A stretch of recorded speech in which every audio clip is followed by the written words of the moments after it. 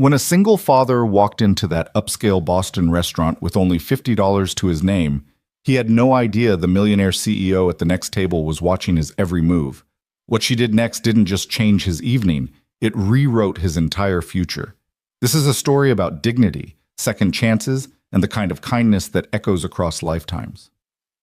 Stay with me until the end and comment what city you're watching from. I want to see how far this story travels. The October rain hammered against the windows of Bellissimo's, one of Boston's most quietly expensive Italian restaurants. The kind of place where the prices weren't listed on the menu and the waiters moved like dancers through candlelit tables. Outside, the wet streets reflected neon signs and the blurred headlights of passing cars. Inside, everything glowed with a warmth that felt both inviting and intimidating. Ethan Cole stood just inside the entrance, water dripping from his jacket onto the marble floor, his heart pounding so hard he could hear it over the soft jazz piano playing in the corner. He'd spent 40 minutes on 3 different buses to get here, clutching the address on his phone like a lifeline, second-guessing every decision that had led him to this moment. His daughter's voice echoed in his mind. "Daddy, you need a friend, someone who makes you smile like you make me smile." Lily, 7 years old, gap-toothed, and wise beyond her years. She'd found his phone 2 weeks ago, seen the dating app he'd downloaded in a moment of weakness at 3 in the morning when the loneliness felt like it might swallow him whole. She hadn't judged him.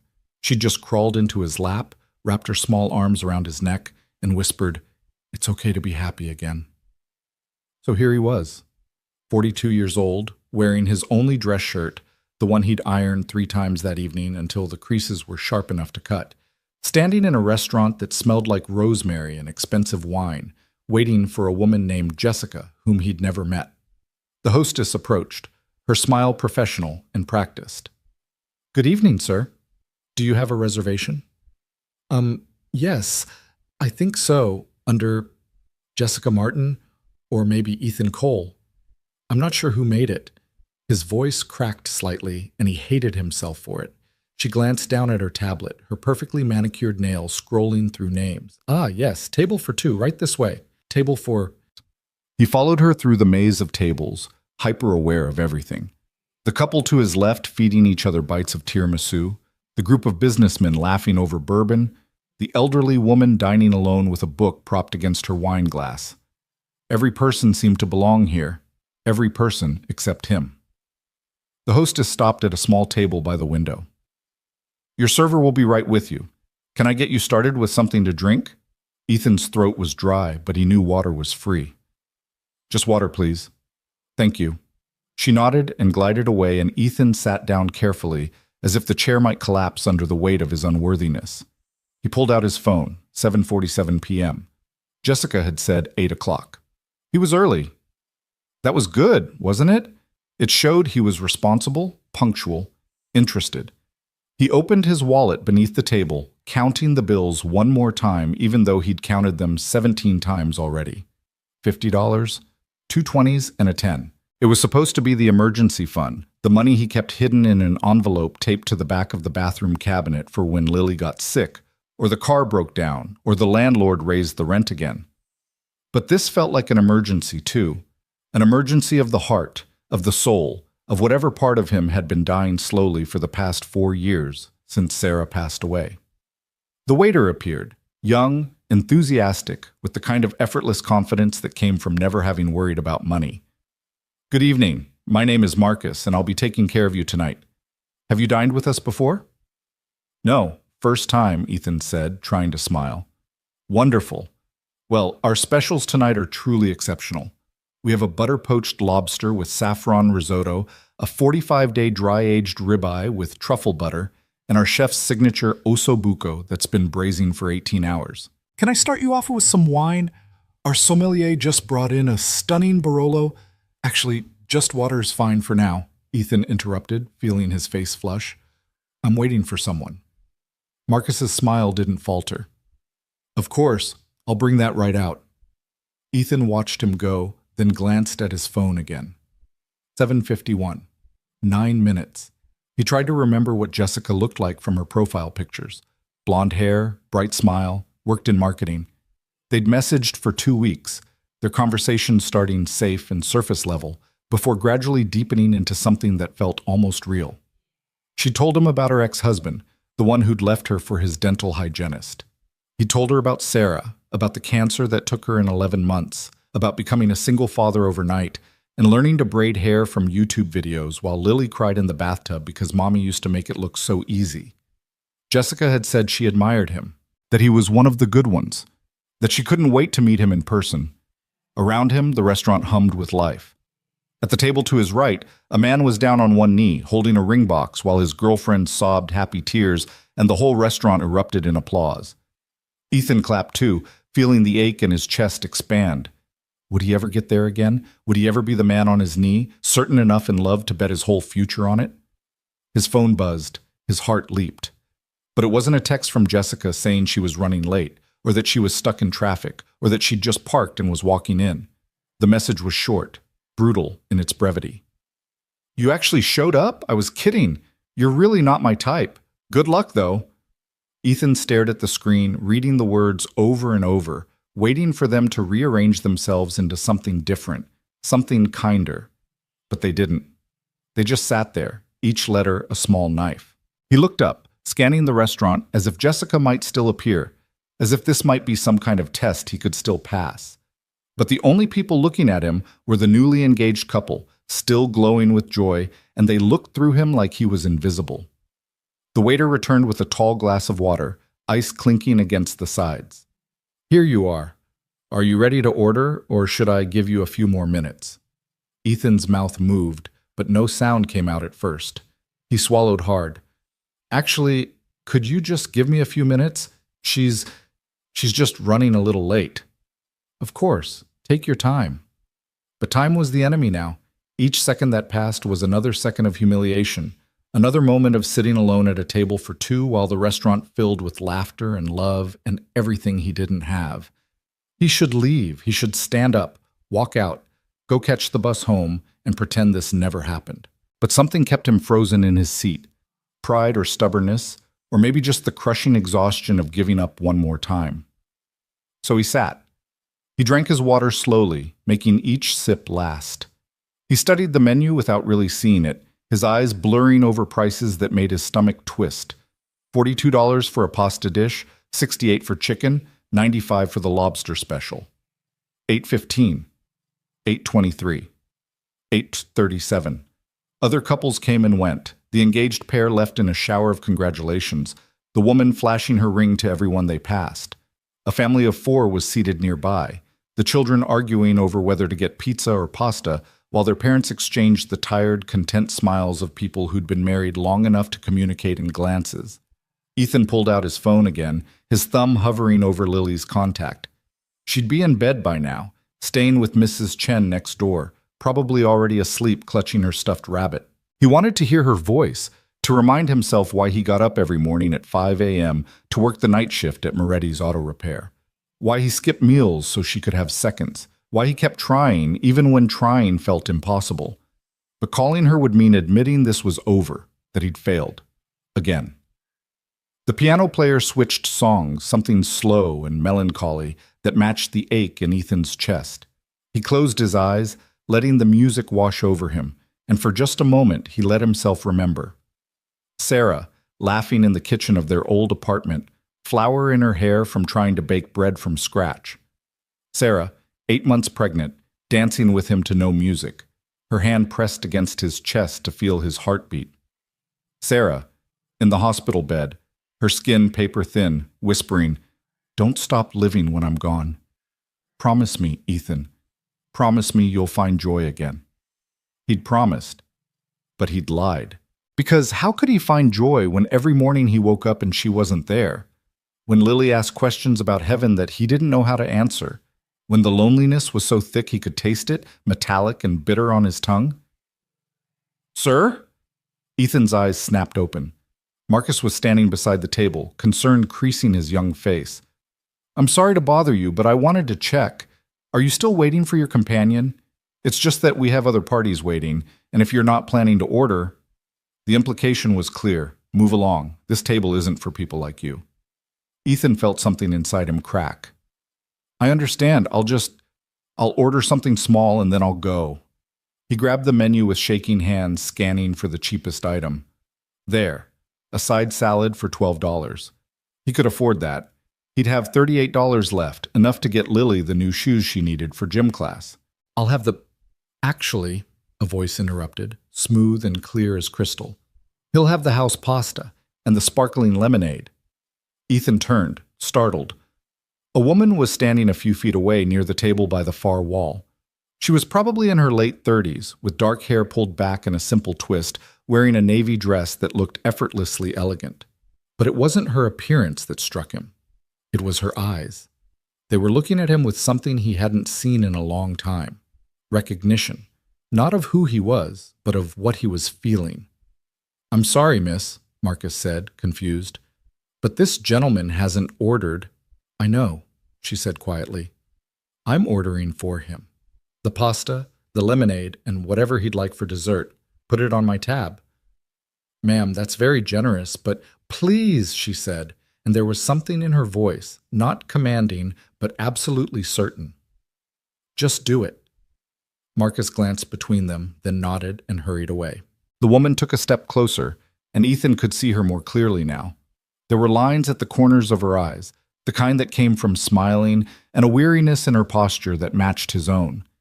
"You don't have to do that," Ethan said, his voice rough. "I can pay for myself." "I know you can," she replied. "But you shouldn't have to. Not tonight." "You don't even know me." "No," she agreed, "but I saw the text. I saw your face when you read it, and I..." She paused, and for the first time her composure wavered. "I know what it's like to show up and give your whole heart to something, only to have it thrown back at you like garbage." Ethan's throat tightened. "It's fine. I'm fine. You're not. And that's okay." She glanced back at her own table where a half-finished glass of wine sat next to an untouched plate of food. "I came here tonight to celebrate a promotion I don't want, after a day full of people who smile to my face and resent me behind my back. I was sitting there wondering what the point of all this is. The success, the money, the respect. If at the end of the day, you're still just eating expensive food alone." She looked back at him, and her smile was sad but genuine. "So maybe this isn't charity. Maybe it's just one lonely person recognizing another." Before Ethan could respond, Marcus appeared with a steaming plate of pasta, pappardelle with wild mushrooms and herbs, the scent of garlic and butter making Ethan's stomach clench with hunger he'd been ignoring. The lemonade sparkled in its glass, tiny bubbles rising like captured stars. "Compliments of Ms. Montgomery," Marcus said, setting the dishes down with a flourish. Then he leaned in and added quietly, "She's one of our most valued guests. When she says something, we listen." The woman, Ms. Montgomery, gave Marcus a look that was half amused, half exasperated. "You're making me sound like a tyrant." "Never, ma'am, just influential." She shook her head and turned back to Ethan. "I'm going back to my table now. You don't owe me anything. Not gratitude, not conversation, not even eye contact. Just eat. You look like you haven't had a good meal in a long time." She started to walk away, but Ethan heard himself speak before he could stop himself. "Wait." She paused, turning back. "Would you..." He couldn't believe he was about to say this. "Would you like to sit down? I mean, if you're eating alone anyway, and well, obviously I'm alone too." For a moment he thought she'd refuse, thought she'd give him a polite smile and a kind rejection, and disappear back to her corner of the restaurant where people like her belonged. But instead she smiled, a real smile this time, one that reached her eyes. "I'd like that very much." She returned to her table, picked up her wine glass and silverware, and crossed the restaurant to sit across from him. Up close, Ethan could see the exhaustion she carried, the weight of responsibilities he couldn't imagine. But he could also see the kindness, the genuine warmth that made her order food for a stranger. "I'm Ava," she said, extending her hand. "Ethan." He shook her hand, noticing how soft it was compared to his calloused palms. "And thank you. Really, you didn't have to do that."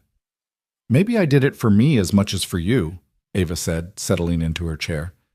"Sometimes the hardest thing about having everything is realizing how little of it actually matters." Marcus appeared again, his expression now openly curious. "Miss Montgomery, Should I bring your entree to this table? Please. And bring Ethan whatever he'd like to drink. Something better than water. Actually, Ethan said quickly, the lemonade is perfect. Thank you. After Marcus left, an awkward silence settled between them. Ethan stared at the pasta, his stomach growling but his pride holding him back from taking a bite. Eat, Ava said gently. Please, it's going to get cold and their pasta is genuinely incredible when it's hot. It feels weird to eat when you're watching. Then I'll eat too. She waited for her plate to arrive, then picked up her fork and took a delicate bite of her chicken. See? No judgment, no expectations, just two people having dinner. Slowly, Ethan picked up his fork and twirled it through the pasta. The first bite was extraordinary, rich and earthy, and so much better than the instant ramen and peanut butter sandwiches that made up most of his meals. He closed his eyes involuntarily, savoring it. Good? Ava asked, amusement in her voice. Really good, he admitted. I can't remember the last time I had pasta that didn't come from a box. Then I'm glad I could give you that. She took another bite of her chicken, then said carefully, Can I ask what happened? You don't have to tell me if you don't want to. Ethan set down his fork, the brief joy of the food fading. Blind date, met someone online, talked for a couple weeks, thought maybe... He trailed off, shaking his head. Stupid. I should have known better. It's not stupid to hope, Ava said firmly. Hope is brave. Showing up is brave. That woman, whoever she is, she's the one who should be ashamed, not you. I spent 2 hours on buses to get here. Wore my only good shirt. Spent money I don't have on a meal I couldn't afford, all for someone who was probably laughing at me the whole time. The words came out bitter, and Ethan hated the sound of his own voice. Then she's a fool, Ava said simply. And her loss is my gain, because now I get to have dinner with someone who actually gives a damn. Ethan looked up at her, searching her face for mockery or pity, but found only sincerity. Why are you being so nice to me? Because someone was nice to me once when I needed it, Ava said, her voice softening. When I was 23, fresh out of business school, I showed up for a job interview at this prestigious firm. I'd borrowed money from 3 different friends to buy a suit, practiced my answers for weeks, taken 2 buses and a train to get there. And when I walked in, the receptionist took one look at me and said, Interviews are on the 3rd floor, but between you and me, honey, they're looking for someone who fits the culture. You might want to save yourself the embarrassment. She paused, taking a sip of her wine. I almost left, almost walked right back out and gave up on the whole thing. But there was a woman in the lobby, older, elegant, clearly important. She'd heard the whole exchange, and she walked up to me and said, I'm on the board of directors, and I'd like to conduct your interview personally, right now. But I started saying, she hired me on the spot, became my mentor, taught me everything I know. And when I asked her why, she said, because someone did the same for me, and the only way to repay that debt is to pass it forward. Ava met Ethan's eyes. So that's what I'm doing, passing it forward. I don't know how I'll ever pay you back, Ethan said quietly. You won't. You'll do what I did. You'll pass it forward to someone else when they need it. She smiled. Now, eat your pasta before I eat it for you. They fell into a more comfortable rhythm after that, the initial awkwardness dissolving as they ate. Ava asked about his work, and Ethan found himself talking about the auto shop, about the satisfaction of fixing engines and the pride he took in doing honest work. She didn't seem bored or condescending. She actually listened, asked follow-up questions, seemed genuinely interested. I used to want to be a doctor, Ethan admitted, surprising himself with the confession. Had a full scholarship to BU, everything planned out, but then my dad got sick and someone had to pay the bills and... He shrugged. Life had other plans. Do you regret it? Ava asked. Ethan thought about it. Sometimes. But then I think about all the people whose cars I've fixed, all the single moms who were able to get to work because I stayed late to finish their repairs, all the families who could afford Christmas because I didn't overcharge them. Maybe that matters too. Maybe it's not about the title, doctor, mechanic, whatever. Maybe it's about showing up every day and trying to do right by people. That's a beautiful way to look at it, Ava said softly. Most people I know measure success by their bank account. You measure it by your impact. What about you? Ethan asked. What do you do? For the first time, Ava hesitated. I run a company, food products, organic, sustainable, that kind of thing. That sounds important. It pays well, she said carefully. But important? I'm not sure anymore. We just launched a new line of products that cost 3 times what most families can afford. We market them as accessible luxury, but the truth is they're only accessible to people who don't actually need to budget. And I sit in board meetings listening to people celebrate record profits while half the country can't afford groceries. Her voice had grown tighter, and Ethan could see the frustration simmering beneath her polished exterior. Sounds like you care more than you're supposed to, he observed. Is that a bad thing? No, it's the best thing. He took another bite of pasta, then added, For what it's worth, I think the world needs more people who get successful and then feel guilty about it, better than getting successful and not giving a damn. Ava laughed, a genuine, surprised sound. That's one way to look at it. They talked through the rest of dinner, the conversation flowing more easily than Ethan could have imagined. Ava told him about her impossible work schedule, the constant pressure to grow and expand and never be satisfied with enough. Ethan told her about Lily, about her gap-toothed grin and her obsession with collecting rocks, and how she'd named every stuffed animal in her collection after different types of pasta because she'd heard her dad talk about missing good Italian food. She sounds wonderful, Ava said, her smile warm. She's everything, Ethan replied simply. She's the reason I keep going even when everything else falls apart. When the waiter brought dessert, a slice of tiramisu they agreed to split, Ava pulled out her phone and showed him pictures of her own baby. The community garden she'd started behind her company's headquarters, where local families could come grow their own vegetables for free. This is what I actually care about, she said, scrolling through images of children with dirt-stained hands and smiling elderly people tending tomato plants. Not the quarterly earnings reports or the stock price. This, making sure people can feed their families with dignity. Then why don't you do more of it? Ethan asked. Because boards of directors don't care about community gardens unless they generate positive press and tax write-offs. Because shareholders want returns on investment, not feel-good stories. Because, she sighed. Because I'm tired, Ethan. Tired of fighting the same battles every day. Tired of being told that caring about people is soft or naive or bad business. But you keep fighting anyway. What else can I do? Give up? She shook her head. No, I'd rather be tired and fighting than comfortable and complicit. Ethan raised his lemonade glass. To being tired and fighting. Ava clinked her wine glass against it, her eyes bright. To being tired and fighting. As they finished their dessert, Ethan realized something startling. He was happy, not the forced, performative happiness he showed Lily when he was trying to convince her he was okay. Real happiness. The kind that made his chest feel light and his face hurt from smiling. When the bill came, Marcus discreetly placed it near Ava, and she paid without looking at the total. Then she reached into her purse and pulled out a small white business card, sliding it across the table. Ava Montgomery, CEO, Montgomery Naturals, Ethan read aloud. Then he looked up at her, stunned. You're that Montgomery? The one who's on magazine covers and gives TED Talks? She winced slightly. Guilty.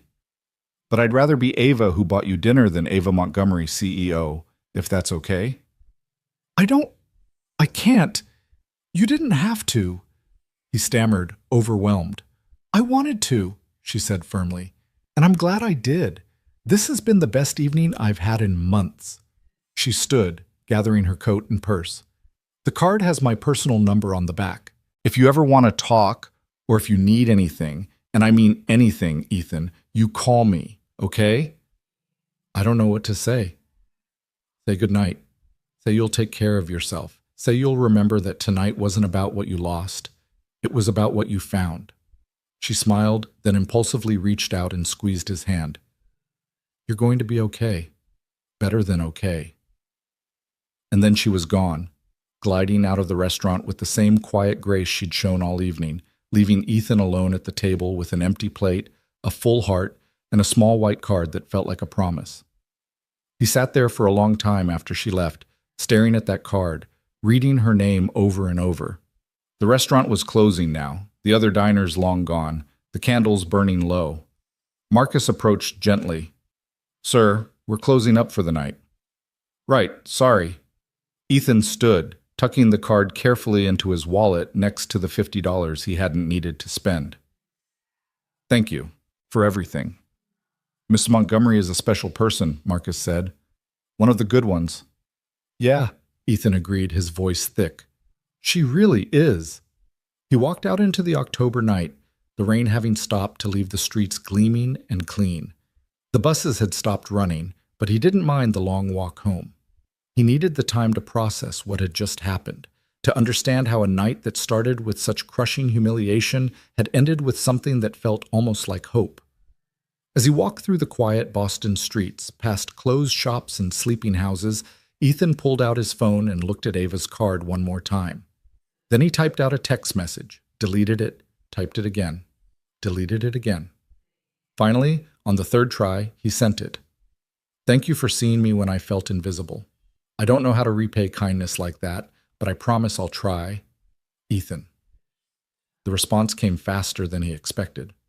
"You already did, by showing up, by trying, by being the kind of father who keeps believing in better days even when the world gives you every reason not to. Sleep well, Ethan. Tomorrow is a new day. Ava." Ethan smiled, slipping his phone back into his pocket. The walk home didn't seem so long anymore. The night didn't seem so dark, and for the first time in 4 years, the loneliness didn't feel quite so suffocating. When he finally reached Mrs. Chen's apartment at 1 a.m., she opened the door with a knowing smile. "Good date?" she asked in her accented English. "Better than good," Ethan replied. "Something I didn't even know I needed." He carried Lily home in his arms, her small body warm and trusting against his chest, and tucked her into bed with her stuffed rabbit, fettuccine, named after her favorite pasta. He kissed her forehead and whispered, "You were right, baby girl. Sometimes people do need friends, even daddies." That night, Ethan slept better than he had in months.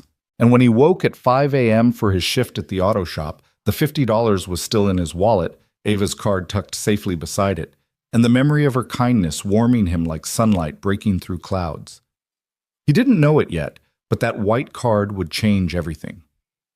That one evening of unexpected grace would become the first thread in a tapestry of second chances, woven by two people who'd forgotten how to hope until they reminded each other. The story was just beginning. The morning after the restaurant, Ethan woke to find Lily sitting cross-legged at the foot of his bed, staring at him with the intense scrutiny only a 7-year-old could muster. "You're smiling in your sleep," she announced. "You never smile in your sleep." Ethan rubbed his eyes, the events of the previous night flooding back in vivid detail. The humiliation, the pasta, Ava's unexpected kindness. "I had a good dream, I guess." "About what?" "About..." He paused, unsure how to explain.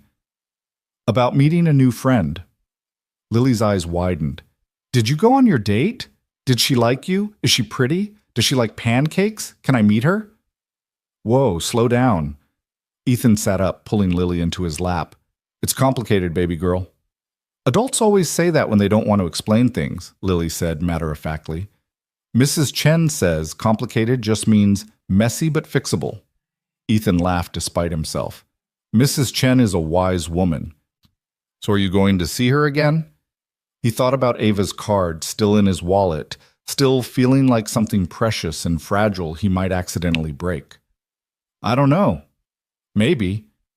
"You should," Lily said with absolute certainty. "Because you're smiling, Daddy, real smiling, not the pretend kind you do when you think I'm not looking." The observation hit him squarely in the chest. Had he really been that transparent? Had his daughter been carrying the weight of his unhappiness all this time? "I love you, Lily Bean," he whispered, pulling her close. "I love you more," she replied automatically. Then, squirming out of his arms, she added, "Now make me pancakes. The good kind with the chocolate chips, not the sad kind with just butter." Demanding little thing, aren't you? Mrs. Chen says women should know what they want and ask for it. She says that's called agency. Ethan shook his head, grinning. Remind me to stop letting you spend so much time with Mrs. Chen. Never! Lily shouted, racing toward the kitchen. As Ethan made pancakes in their tiny kitchen, The chocolate chip kind, because how could he refuse after that conversation? He found himself thinking about Ava. What was she doing right now? Was she in some enormous house, or did CEOs live in penthouses? Was she thinking about last night at all, or had it just been one small act of charity in a life full of them? His phone buzzed on the counter. For one wild moment, his heart leaped, thinking it might be her. But it was just a text from his boss at the auto shop. Rodriguez called in sick. Can you cover his shift, double time? Ethan's fingers hovered over the keyboard. He'd been up until nearly 2 in the morning and was supposed to have the day off to spend with Lily. But double time meant double money, and Lily needed new shoes, and the rent was due in 10 days, and, "Daddy, the pancake is burning," Lily called out. He flipped it quickly, salvaging the slightly charred edges. "It's got character," he told her, sliding it onto her plate. "It's got burnt," she corrected, but ate it anyway, smothering it in syrup. Ethan texted back, "I'll be there in an hour." 3 days later, Ethan still hadn't called or texted Ava. The card sat in his wallet like a question he didn't know how to answer. What would he even say? Thanks for the pasta? Thanks for making me feel like a human being for 2 hours? Thanks for not pitying me even though I clearly deserved pity? He was under a Ford pickup, wrestling with a stubborn oil pan, when his boss Sal's voice echoed through the garage. "Cole, you got a visitor!" Ethan rolled out from under the truck, wiping grease from his hands. Visitors never came to the shop. Not for him. And there she was. Ava Montgomery stood in the doorway of Moretti's auto repair, looking impossibly out of place in her tailored gray suit and heels, a leather portfolio tucked under one arm. The other mechanics had stopped working to stare, and Ethan couldn't blame them. She looked like she'd stepped out of a different world entirely. "Hi," she said, and her smile was nervous. Actually nervous. "I hope this isn't weird. I know showing up at someone's workplace is probably breaking about 17 social conventions, but I was in the neighborhood and I thought—" "You were in the neighborhood?" Ethan interrupted, glancing around at the auto shop situated between a pawn shop and a liquor store in one of Boston's grittiest industrial areas. "This neighborhood?" Ava's cheeks flushed slightly. "Okay, I wasn't exactly in the neighborhood. I may have looked up where you worked, which sounds creepy when I say it out loud. God, this was a mistake. I should go." "No," Ethan said quickly, then lowered his voice as the other mechanics exchanged knowing grins. "No, please. I'm just surprised. Good surprised. Give me 2 minutes to clean up?" "Take your time." Ethan ducked into the small bathroom, scrubbing his hands with the industrial soap that never quite got all the grease out. He caught sight of himself in the mirror, hair disheveled, old t-shirt stained with oil, stubble from not shaving that morning. He looked exactly like what he was, a tired mechanic who hadn't slept well in years. When he came back out, Ava was examining a vintage Mustang on the far lift, her expression genuinely interested. 67? She asked, pointing at the car. 68, Ethan corrected. Good eye, though. Most people can't tell the difference. My dad used to restore old cars, she said softly. Before he died, he promised to teach me. We only ever got through identifying makes and models before... She trailed off, touching the Mustang's fender gently. I'm sorry, Ethan said. It was a long time ago. She turned back to him, her professional composure sliding back into place. I actually came here with a proposition, a business proposition, before your mind goes anywhere weird. Ethan's mind had, in fact, gone somewhere weird. He felt his face heat. Okay. Can we talk somewhere more private? Maybe grab coffee? Ethan glanced at Sal, who was pretending to work on an engine while obviously eavesdropping. His boss waved him off. Go, go. Young love waits for no man. We're not, Ethan stammered. Coffee sounds great, Ava cut in smoothly, saving him from further embarrassment. They walked to a small cafe 3 blocks away, the same kind of place Ethan usually avoided because even their regular coffee cost more than he liked to spend. But Ava ordered for both of them, a cappuccino for herself and something called a flat white for him, and insisted on paying before he could even reach for his wallet. You have to stop buying me things, Ethan said as they sat down at a corner table. Then you have to stop looking like you're going to argue every time I do it, Ava countered. It's exhausting. Despite himself, Ethan smiled. Fair enough. They sat in comfortable silence for a moment, sipping their coffee. Ethan had to admit, whatever a flat white was, it was delicious. So, Ava said finally, setting down her cup. My proposition. I'm listening. My company is launching a new product line. Kid-friendly, affordable. Actually affordable, not rich people affordable. Lunchbox items, healthy snacks, things that real families might actually buy and use. She pulled out her portfolio, flipping it open to show product mock-ups. But here's the problem. Everyone on my team developing these products went to private schools and grew up with trust funds. They have no idea what real families need or want. Every time we do focus groups, the feedback is that we're still missing the mark. And you think I can help with that? Ethan asked, confused. I think you're exactly who we should have been asking from the beginning, Ava said earnestly. You're a single parent. You budget carefully. You know what it's like to stand in a grocery store trying to figure out how to make $20 stretch for a week's worth of meals. You understand the gap between what products claim to offer and what families actually need. Ethan stared at the mock-ups, colorful packaging, smiling children, promises of nutritious and easy and affordable. What's the price point? He asked. Right now, $4 to $5 per unit. He winced. That's too much.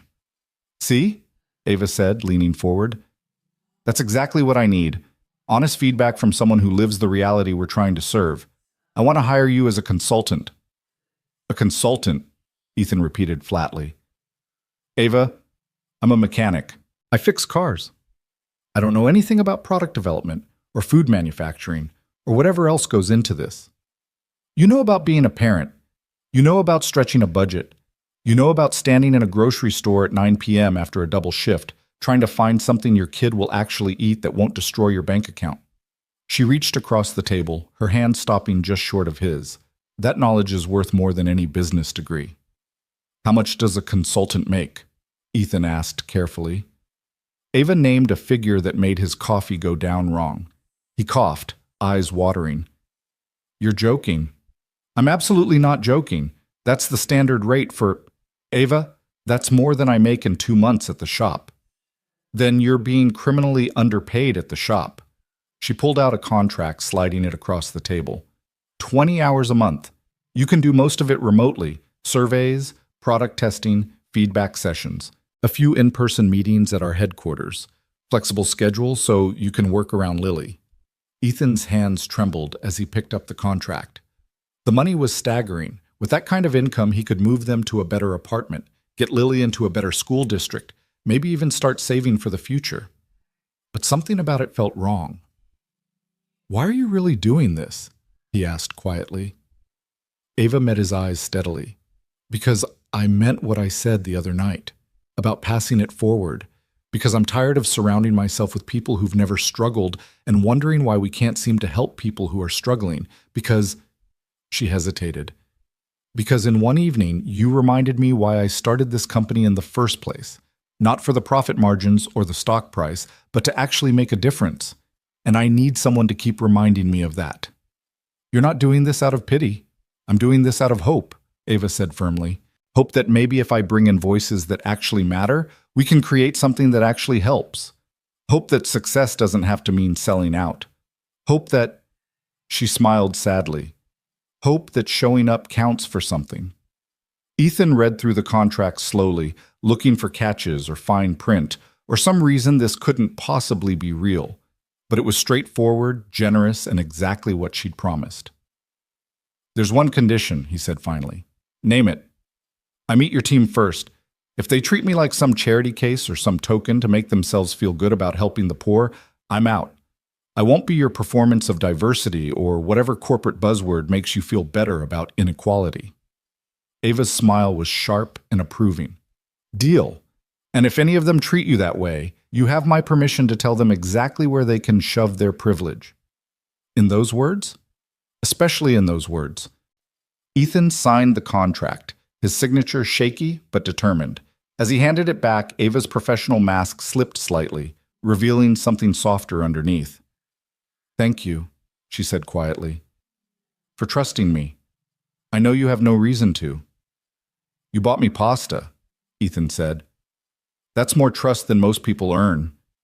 They finished their coffee talking about logistics, when he could start, who he'd be working with, how they'd communicate. But underneath the practical details, there was something else building, something neither of them quite acknowledged. A connection that went beyond business propositions and corporate consulting. When they finally left the cafe, Ava's driver was waiting outside in a sleek black car. She caught Ethan staring. It's not as fancy as it looks, she said quickly. It's just easier than trying to park in the city. Ava, it's okay to be successful, Ethan said gently. You don't have to apologize for it. Don't I? She looked at the car, then back at him. When I'm standing next to someone who works 3 jobs just to keep their kid fed, it feels pretty obscene to have a driver. I work 1 job, Ethan corrected. Sometimes 2 if I pick up extra shifts. And I'm not judging you, Ava. I'm grateful to you. She studied his face for a long moment. Can I ask you something personal? Sure. Why did you show up that night? At the restaurant? You could have canceled when you got that text. You could have just stayed home. But you sat there for over an hour, alone, in a place where you clearly felt out of place. Why? Ethan considered the question carefully. Because my daughter asked me to try. Because I promised my wife I wouldn't stop living after she died. Because... He swallowed hard. Because giving up would have meant admitting that this is all there is. That I'm just a mechanic with grease under his nails who'll never be worth a second look. And I needed to believe, even for one night, that maybe I could be more than that. Ava's eyes shimmered. You are so much more than that. I hope you know that. I'm starting to, Ethan admitted. The driver opened the car door and Ava stepped toward it, then turned back impulsively. Would you and Lily want to come to the company's community garden this Saturday? We're doing a family planting day. Nothing fancy, just getting our hands dirty and teaching kids about where food comes from. Lily might enjoy it. She'd love it, Ethan said immediately. She collects rocks. She calls them her treasures. Then there will be plenty of treasures to find, Ava promised. I'll text you the details. As the car pulled away, Ethan stood on the sidewalk, holding the copy of the contract that would change his life, watching the woman who'd appeared out of nowhere and somehow seen through all his defenses to the person underneath.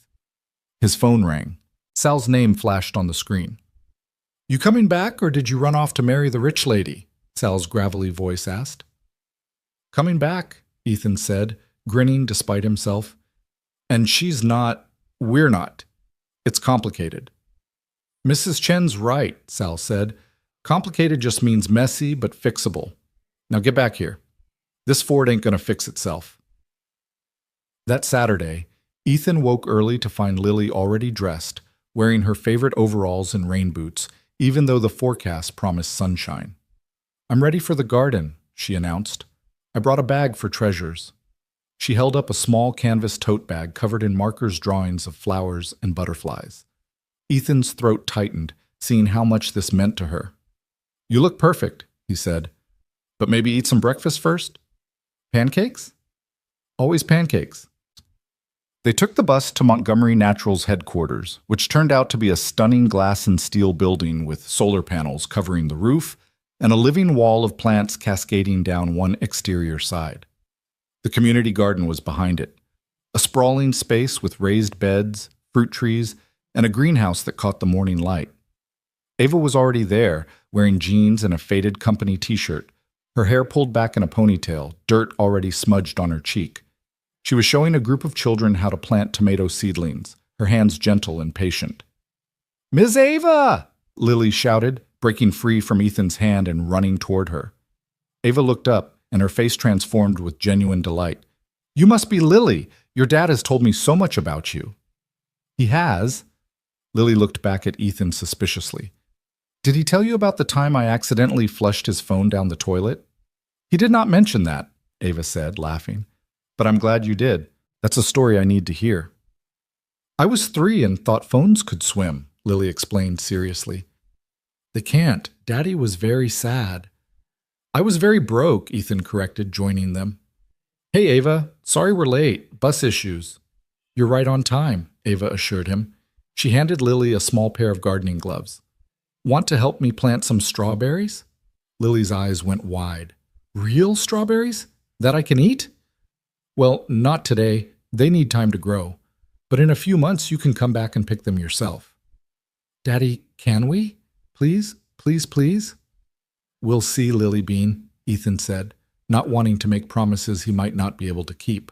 But Ava caught his eye and mouthed, Yes, you can. They spent the morning in the garden, Lily chattering nonstop while she helped plant seeds and collected every interesting rock she found. Other families were there too, a mix of Montgomery Naturals employees and community members all working together to tend the space. Ethan found himself paired with Ava at one of the raised beds, planting herbs. Their hands brushed in the soil, and neither of them pulled away as quickly as they might have. She's wonderful, Ava said quietly, watching Lily show another little girl her rock collection. You've done an incredible job with her. Most days I'm just trying not to screw up too badly, Ethan admitted. Single parenting is like fixing a car while you're driving it. You just hope you can keep all the parts working until you reach the next rest stop. But you keep driving, Ava observed. That's what matters. What about you? Ethan asked. Did you ever want kids? Ava's hands stilled in the dirt. I did. I do. I don't know. She sat back on her heels, staring at the herbs they'd planted. I was engaged once. We had it all planned out, the house, the kids, the golden retriever. But then my company started taking off, and he wanted me to step back, scale down, focus on family. As if I couldn't do both. As if wanting success meant I'd be a terrible mother. That's bullshit, Ethan said bluntly. Ava laughed, surprised. Thank you. I thought so too. So I called off the wedding, and he told everyone I was a cold-hearted workaholic who chose money over love. And maybe he was right. Maybe I am too ambitious, too driven, too much for someone who couldn't handle your greatness, Ethan interrupted. Don't let one asshole's insecurity define you. She looked at him with something close to wonder. How do you do that? Do what? Say exactly what I need to hear without making it sound like platitudes. Maybe because I actually mean it, Ethan said simply. They were interrupted by Lily running over, her hands full of rocks and dirt, her face glowing with joy. Daddy, Ms. Ava, look what I found. She opened her hands to reveal a small, perfectly smooth river rock, pale blue and shot through with white veins. That's beautiful, Lily Bean, Ethan said. But Ava's reaction was different. She went very still, staring at the rock with an expression Ethan couldn't quite read. Can I see it? Ava asked softly. Lily placed it carefully in Ava's palm. Ava turned it over slowly, running her thumb along the smooth surface. My mother used to collect stones like this, Ava said quietly. She'd find them on beaches and keep them in a bowl by her bed. She said each one was proof that even hard things could be made beautiful if you gave them enough time. What happened to her? Lily asked with the blunt curiosity of childhood. Lily, Ethan started, but Ava shook her head. It's okay. She died when I was 12. Cancer. Ava handed the rock back to Lily. You keep this one safe, okay? It's special. I will, Lily promised. I'll name it Ava Rock. This time tears did slip down Ava's cheeks, and she didn't wipe them away. I'd be honored. The rest of the morning passed in a blur of planting and laughter and the simple joy of working with your hands in the earth. As the sun climbed higher and families started to pack up, Ava pulled Ethan aside. I have a favor to ask, she said, and you can absolutely say no. Okay. Next week, we're doing the product testing I mentioned, trying out the new lunchbox items with real families. I was hoping you and Lily might be willing to participate. You'd get paid, obviously, and you'd get to keep all the products. It's just a few hours on a Wednesday evening. Lily would love that, Ethan said. Testing food? That's her dream job. Great, I'll send you the details. Ava hesitated. And maybe, after the testing session, would you want to grab dinner, just the two of us? Not business, not consulting, just... She trailed off, looking vulnerable in a way he'd never seen her before. Just two people who enjoy each other's company? Ethan's heart hammered in his chest. This was the moment he'd been both dreading and hoping for, the moment when they stopped pretending this was only about business. I'd like that, he said. I'd like that a lot. Ava's smile could have powered the solar panels on the building. Good. That's really good. As Ethan and Lily rode the bus home that afternoon, Lily clutching her bag of treasures and already half asleep against his shoulder, Ethan felt something he hadn't felt in years. Not just happiness, but possibility. The sense that maybe his life wasn't written yet, that maybe there were still blank pages waiting to be filled with something beautiful. His phone buzzed with a text from Ava. "Thank you for today. You and Lily brought more joy to that garden than all the plants combined." He typed back, "Thank you for inviting us, for seeing us, for everything." Her response was immediate. Always. The week that followed was busy. Ethan started his consulting work, reviewing product prototypes and pricing strategies, filling out surveys about shopping habits and family needs. The team at Montgomery Naturals was initially wary. He could feel their skepticism, their barely concealed surprise that their CEO had brought in a mechanic to tell them how to do their jobs. But Ethan had promised Ava honesty, so he gave it to them.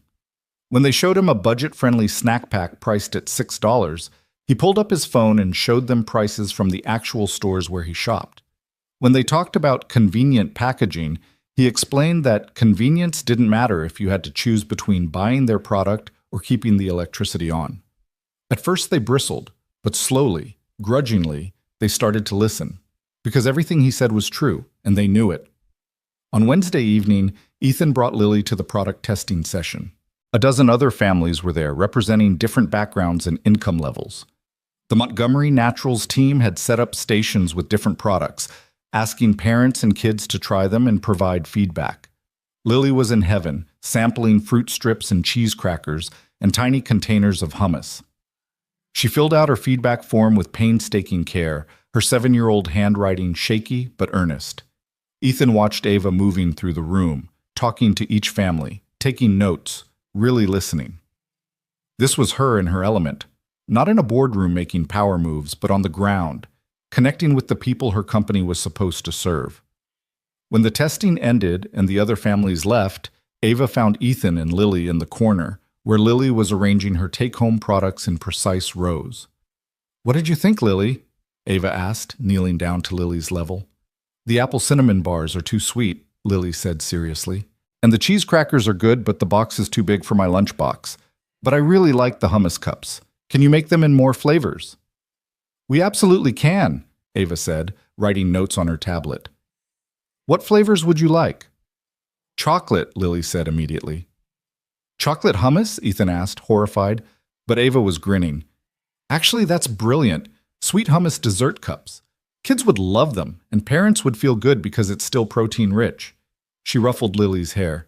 "You just invented our next product line." Lily beamed. "Can I be on the box?" "Lily," Ethan said, embarrassed, but Ava just laughed. "Tell you what, if we make chocolate hummus, I'll send you the very first box." After they packed up Lily's products, Ethan walked her to Mrs. Chen's apartment. His neighbor opened the door with a knowing smile. "Date night?" she asked. "It's not. We're just," Ethan stammered. "Daddy has a girlfriend," Lily announced. "Her name is Ms. Ava, and she's beautiful and rich, and she lets me name rocks after her." "Lily!" Ethan's face burned. Mrs. Chen just patted his arm. "About time. You go. Have fun. Don't come home too early." "Mrs. Chen!" But she'd already shut the door, Lily's giggles echoing from inside the apartment. Ethan returned to Montgomery Naturals to find Ava changed out of her business casual into a simple blue dress, her hair loose around her shoulders. She looked nervous. "Ready?" she asked. "Where are we going?" "Somewhere I hope you'll like."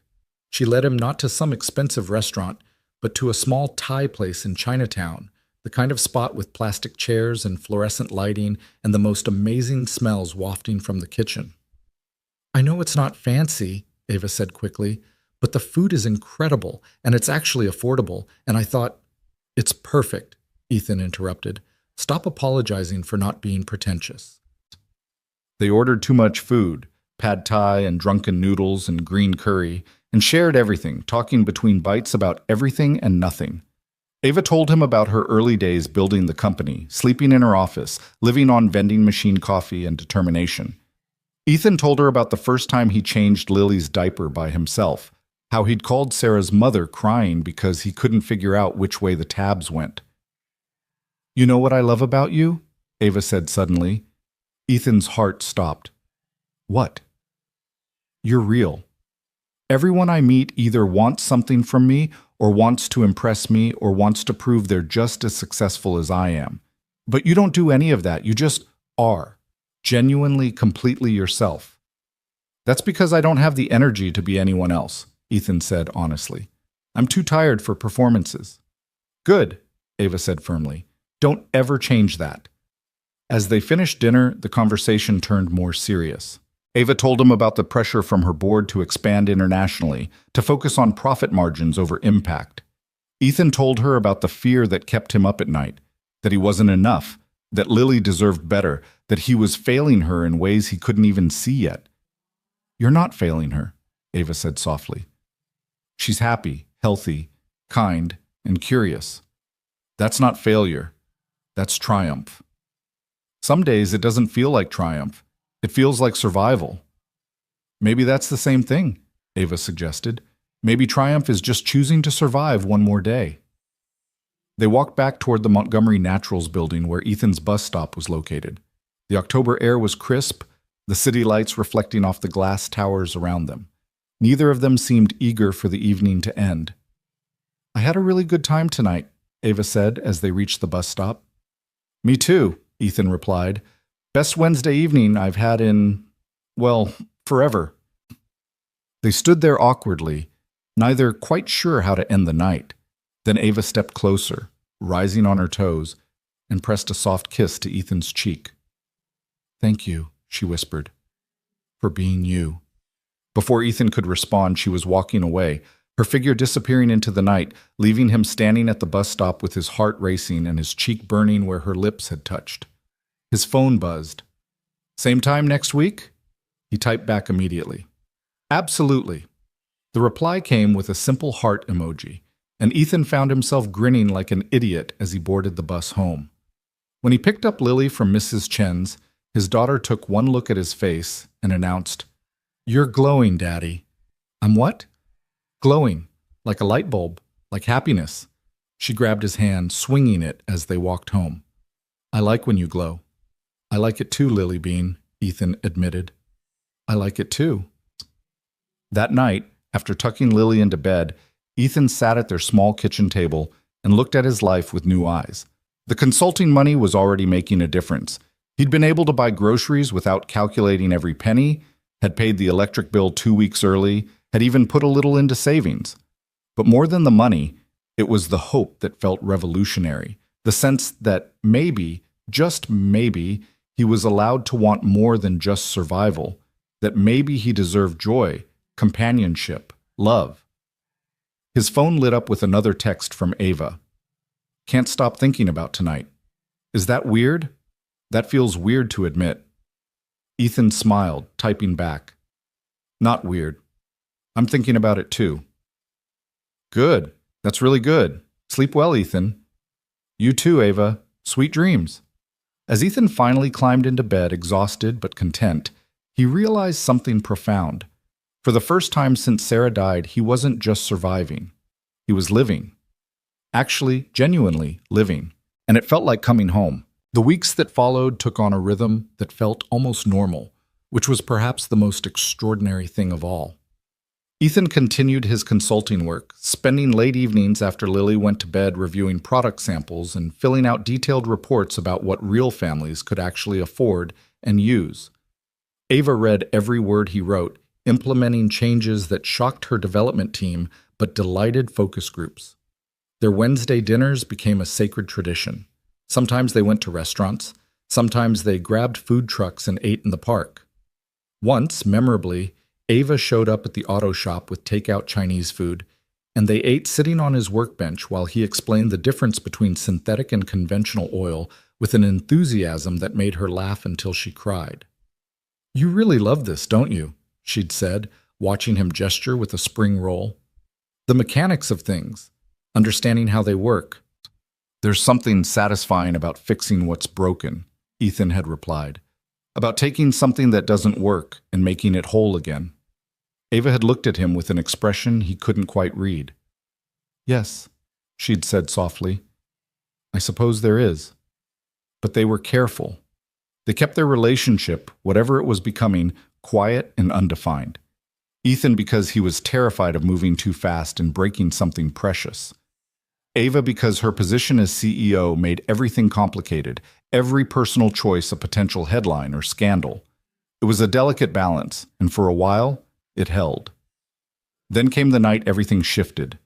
It was a Thursday in late November, just after 10 p.m., and Ethan was 3 hours into a double shift when his phone rang. Mrs. Chen's name flashed on the screen, and his blood immediately ran cold. She never called this late unless something was wrong. Hello? Ethan, don't panic, Mrs. Chen said, which of course made him panic immediately. But Lily has a very high fever. I gave her medicine, but it's not coming down. She's asking for you. I'm on my way. He was already pulling off his coveralls, shouting to Sal that he had to leave. How high? 103.7, and she's saying her throat hurts very bad. Ethan's mind raced through possibilities, none of them good. Call Dr. Harrison's after-hours line. Tell them I'm bringing her in. Already did. They say to take her to emergency room if fever goes higher. I'll be there in 20 minutes. He made it in 15, running 3 red lights and praying no cops were around. Mrs. Chen met him at her door with Lily bundled in blankets, her small face flushed and her eyes glassy with fever. Daddy, she whimpered, my throat feels like fire. I know, baby girl, we're going to fix it. He scooped her up, feeling the heat radiating off her small body. Thank you, Mrs. Chen. Call me when you know something, the older woman said, worry creasing her face. The emergency room was packed, crying babies, coughing adults, the fluorescent lights harsh and unforgiving. Ethan checked in at the desk, trying not to show his terror as the nurse took Lily's temperature again. 104.2, she said, her tone professionally neutral. We'll get her back as soon as we can. How soon is that? There are 2 critical cases ahead of her, probably an hour, maybe 2. 2 hours. Ethan looked down at Lily, who was starting to doze against his chest, her breath coming in small, pained gasps. 2 hours felt like eternity. He found a seat in the corner and pulled out his phone with shaking hands. He needed to tell work he wouldn't be back. Needed to cancel the morning shift he was supposed to start at 6 a.m. Needed to figure out.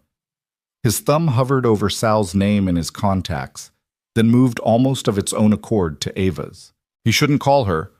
It was late. She was probably asleep. This wasn't her problem. They were friends, maybe edging toward something more, but they weren't at the call in a medical crisis stage yet. But his hands were shaking, and Lily was burning up, and he felt so completely alone in that sterile waiting room that he pressed call before he could talk himself out of it. She answered on the second ring. Ethan? What's wrong? Of course she knew something was wrong. It was 10:30 at night. I'm sorry to call so late. I shouldn't have bothered you. Where are you? Her voice was sharp, focused. Mass General Emergency Room. Lily has a fever that won't break and I'm 15 minutes away. Don't move. Ava, you don't have to. But she'd already hung up. True to her word, Ava walked through the emergency room doors exactly 14 minutes later, still wearing what looked like pajama pants under a long coat, her hair pulled back in a messy bun, no makeup, looking more human and real than he'd ever seen her. She didn't ask questions. She just sat down next to him, close enough that their shoulders touched, and reached over to stroke Lily's sweat-dampened hair. Hey, sweetheart, she whispered. You're going to be okay. Lily's eyes fluttered open. Miss Ava, why are you here? Because your dad needed a friend, and so do you. My throat hurts, Lily said, her voice barely audible. I know, baby. Ava looked at Ethan. Have they said what they think it is? Not yet. We're waiting to be seen. Ava's jaw tightened. She stood up, walked to the nurse's station, and Ethan watched in amazement as she spoke quietly to the charge nurse. He couldn't hear what she said, but he saw the nurse's eyes widen, saw her nod, and pick up a phone. 5 minutes later, a doctor appeared. Cole family. Ethan stood up so fast he nearly dropped Lily. That's us. Let's get your daughter examined. As they followed the doctor back, Ethan shot Ava a questioning look. She just shrugged innocently, but he knew. Somehow, she'd made this happen. The examination was thorough but quick. Strep throat, the doctor confirmed. Nasty, but treatable. Antibiotics, fever reducers, plenty of fluids. Lily would feel miserable for a few days, but she'd be fine. The relief was so overwhelming, Ethan had to sit down, his legs suddenly unable to hold him. You did good bringing her in, the doctor said, writing prescriptions. Another few hours, and this could have gotten more complicated. As it is, start these meds tonight, and she should turn a corner by morning. They left the hospital just after midnight, Lily already drowsy from the fever reducer they'd given her, the prescriptions clutched in Ethan's hand. Ava had stayed through everything, not saying much, just being present in a way that made all the difference. Thank you, Ethan said as they stepped out into the cold November air. For coming. For whatever you said to that nurse. For everything. I didn't do anything, Ava said, but her smile was tired. Just reminded them that sick children shouldn't have to wait hours to be seen. How did you even get here so fast? I live 3 blocks away, and I wasn't sleeping anyway. Too much on my mind. She looked at Lily, asleep against Ethan's shoulder. Do you have a way to get home? The tea stops running soon.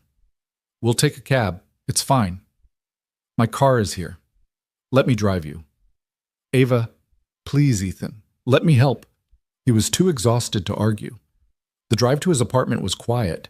Lily dozing in the back seat, Ethan giving directions in a voice rough with emotion. When they pulled up to his building, a run-down triple-decker in a neighborhood that had seen better days, he felt a flash of embarrassment. This was his reality. Not fancy restaurants or community gardens or glass office buildings. This. But Ava didn't even blink. She just helped him get Lily out of the car and followed him up the narrow stairs to his second-floor apartment. Inside, the place was exactly what it was. Small, cramped, clean, but shabby. The furniture was garage sale finds and hand-me-downs. The walls needed paint. The kitchen was barely big enough for one person, but it was home, and it was theirs. Lily's room is here, Ethan said, carrying his daughter to the small bedroom with its twin bed and walls covered in crayon drawings. He laid her down gently, pulling the covers up to her chin. Ava appeared in the doorway with a cool washcloth. For her forehead, it'll help. Błacimy. Mated. Together, they tended to Lily, getting the first dose of antibiotics into her, changing her into fresh pajamas, making sure she had water within reach. It felt domestic and intimate in a way that made Ethan's chest tight. When Lily was finally settled and breathing easier, Ethan walked Ava back to his tiny living room. Can I make you tea or something? He asked. It's the least I can do. Tea would be nice. He boiled water in his ancient kettle while Ava sat on his threadbare couch, looking completely out of place and yet somehow perfectly at home. He handed her a chipped mug with a tea bag still steeping. Sorry about the mug. Matching sets are a luxury I haven't gotten to yet. It's perfect, Ava said, wrapping her hands around it. Everything here is perfect. You don't have to lie, Ethan said, sitting down next to her. I know it's not much. It's a home, Ava said firmly. It's filled with love and care and evidence of a good life being lived. That's more than most of the expensive houses I've been in can claim. They sat in silence for a while, sipping their tea, the only sound the occasional cough from Lily's room and the distant traffic outside. I was terrified tonight, Ethan admitted suddenly. When Mrs. Chen called and said Lily had a fever, all I could think about was Sarah. How she got sick and we thought it was just a flu and then it wasn't and then she was gone. And I thought, his voice cracked. I thought I can't do this again. I can't lose someone else I love. Ava set down her tea and took his hand, lacing their fingers together. You're not going to lose her. She's going to be fine. But what if she wasn't? What if something happened and I was at work and I wasn't there and...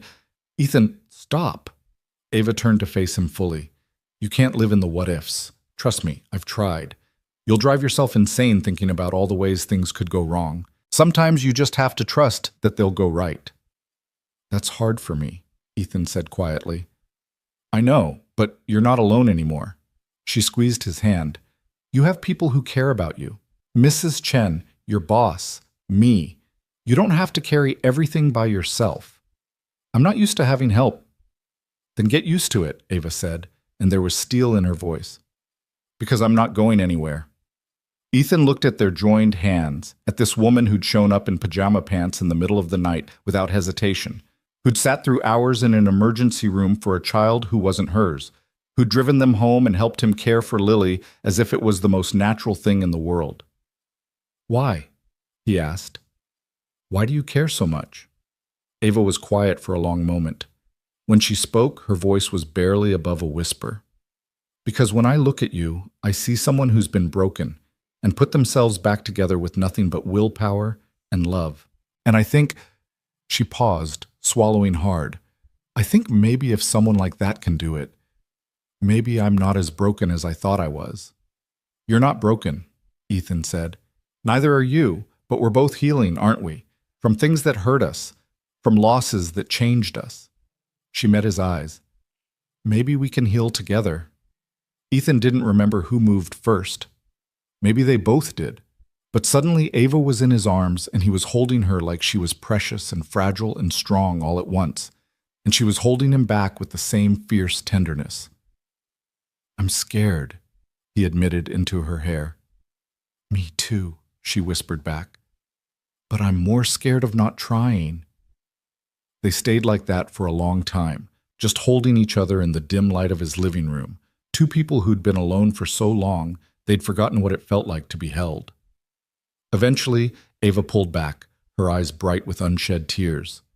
I should go. Let you get some rest. You could stay, Ethan said, then quickly added, on the couch. I mean, it's late and you're tired and I'd like that, Ava interrupted softly. He found her an extra blanket and pillow, apologizing again for how worn they were. She just smiled and told him they were perfect.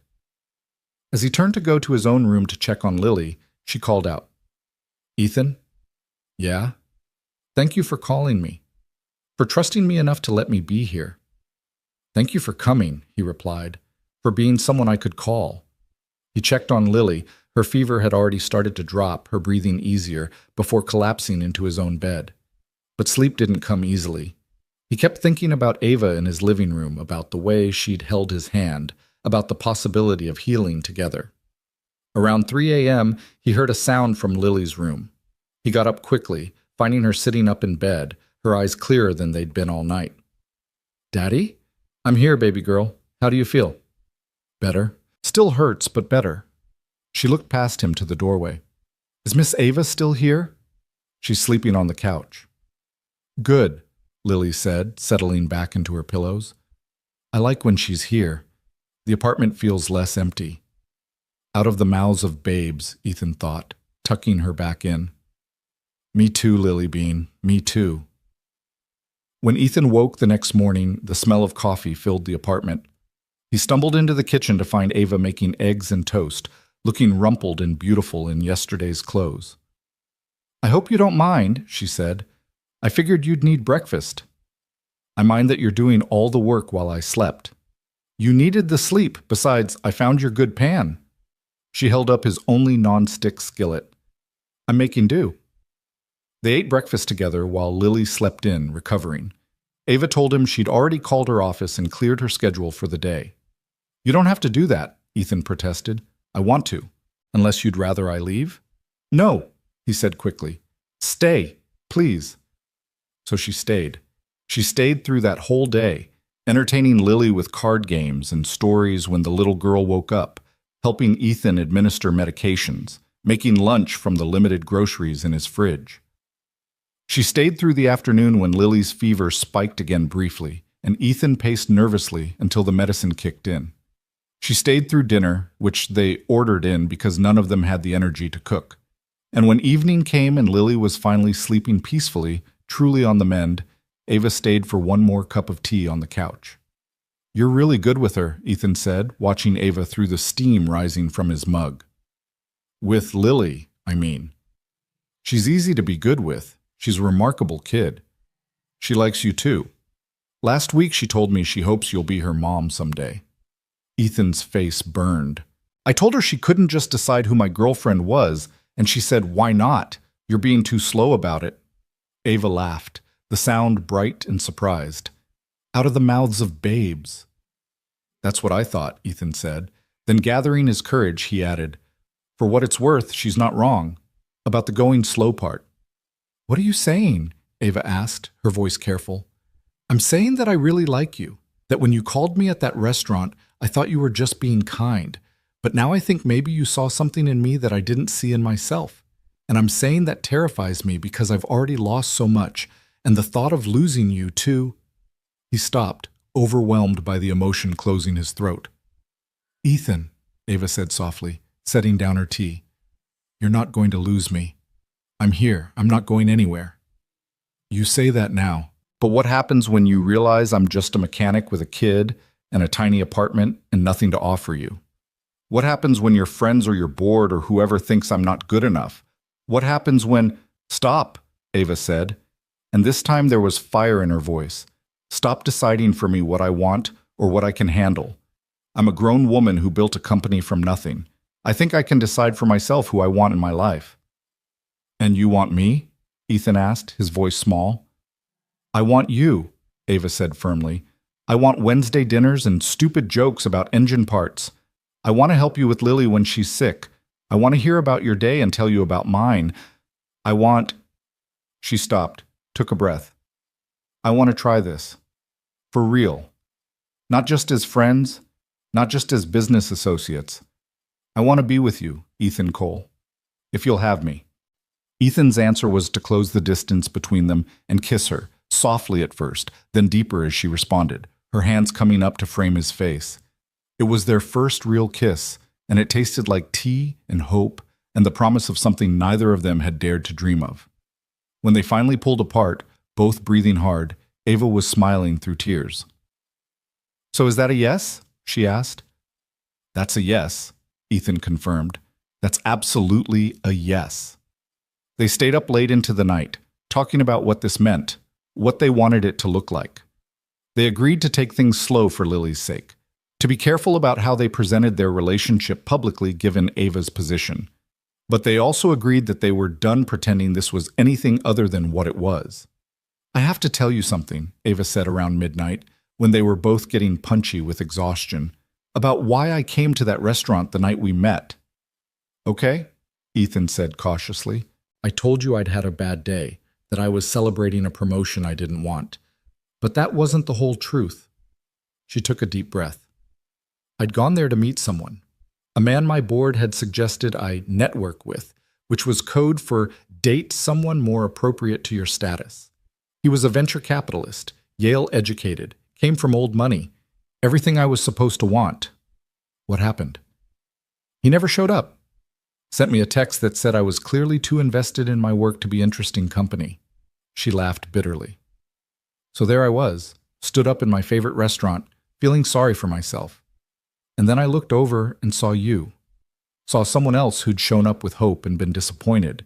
And I thought, there's someone who understands. So we were both stood up that night, Ethan said slowly. We were both stood up by the wrong people, Ava corrected, so that we could find each other.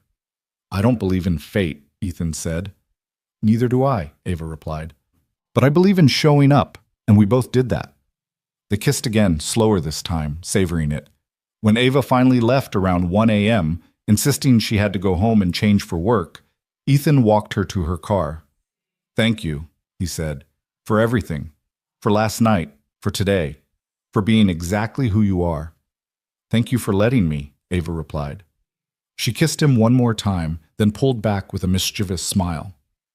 Also, you should know I'm absolutely terrible at going slow. I'm already planning our future in my head. Yeah? Ethan grinned. What's it look like? Happy, Ava said simply. It looks really, really happy. After she drove away, Ethan went back upstairs to find Lily standing in the living room clutching Fettuccine the rabbit. I saw you kissing Ms. Ava, she announced. Lily, you should be asleep. Are you going to marry her? Baby girl, we just started dating. Marriage is a long way off. But you will, right? Eventually? Lily's eyes were hopeful and certain in the way only a child's could be. I don't know, Ethan said honestly, but I hope so. Would that be okay with you? It would be really okay, Lily said, Then she hugged him tight. I'm glad you're not sad anymore, Daddy. Me too, Lily Bean. Me too. The next few weeks were a blur of happiness Ethan had forgotten was possible. He and Ava saw each other every chance they got. Quick coffee dates before work, stolen lunch hours, evening calls after Lily went to bed. They were careful about public appearances, but privately, they were building something real and solid. Lily was delighted, of course. She immediately began referring to Ava as my friend Ms. Ava, with an emphasis that made it clear she thought they were all but engaged already. And Ava, to her credit, never made promises she couldn't keep, but she showed up. For Lily's school play where she sat next to Ethan and cried at all the same parts. For Lily's dentist appointment when Ethan had to work late. For pizza nights and homework help and bedtime stories. She was becoming part of their life, woven into the fabric of their days, and it felt natural in a way Ethan hadn't expected. But he should have known it couldn't last without complications. The call came on a cold December morning while Ethan was at the shop, Ava's assistant, her voice apologetic and stressed. Mr. Cole? I'm calling on behalf of Ms. Montgomery. There's been a situation. Ethan's blood ran cold. What kind of situation? Is she hurt? No, nothing like that. But there's been a leak. Someone told the press about your relationship with Ms. Montgomery. There are reporters outside the building, and they're asking questions about conflicts of interest and improper consulting arrangements. Ms. Montgomery wanted me to warn you before, but it was too late. Ethan looked up to see a woman with a camera standing in the doorway of the auto shop, a man with a notepad behind her. Are you Ethan Cole, the consultant for Montgomery Naturals? Can you comment on your romantic relationship with CEO Ava Montgomery? Sal appeared from the back office, his expression thunderous. Get the hell out of my shop. We don't talk to press here. But the reporters didn't leave. They stayed outside, cameras ready, waiting. Ethan pulled out his phone with shaking hands and called Ava. She answered immediately. Ethan, I'm so sorry. I don't know how they found out. My PR team is handling it, but what do we do? He asked. Nothing. You do nothing. Don't talk to them. Don't give them anything. I'll fix this. How? There was a pause. I don't know yet, but I will. I promise. But as Ethan hung up and stared at the reporters camped outside his workplace, he had a sinking feeling that some things couldn't be fixed. That maybe they'd been living in a bubble and reality was finally catching up.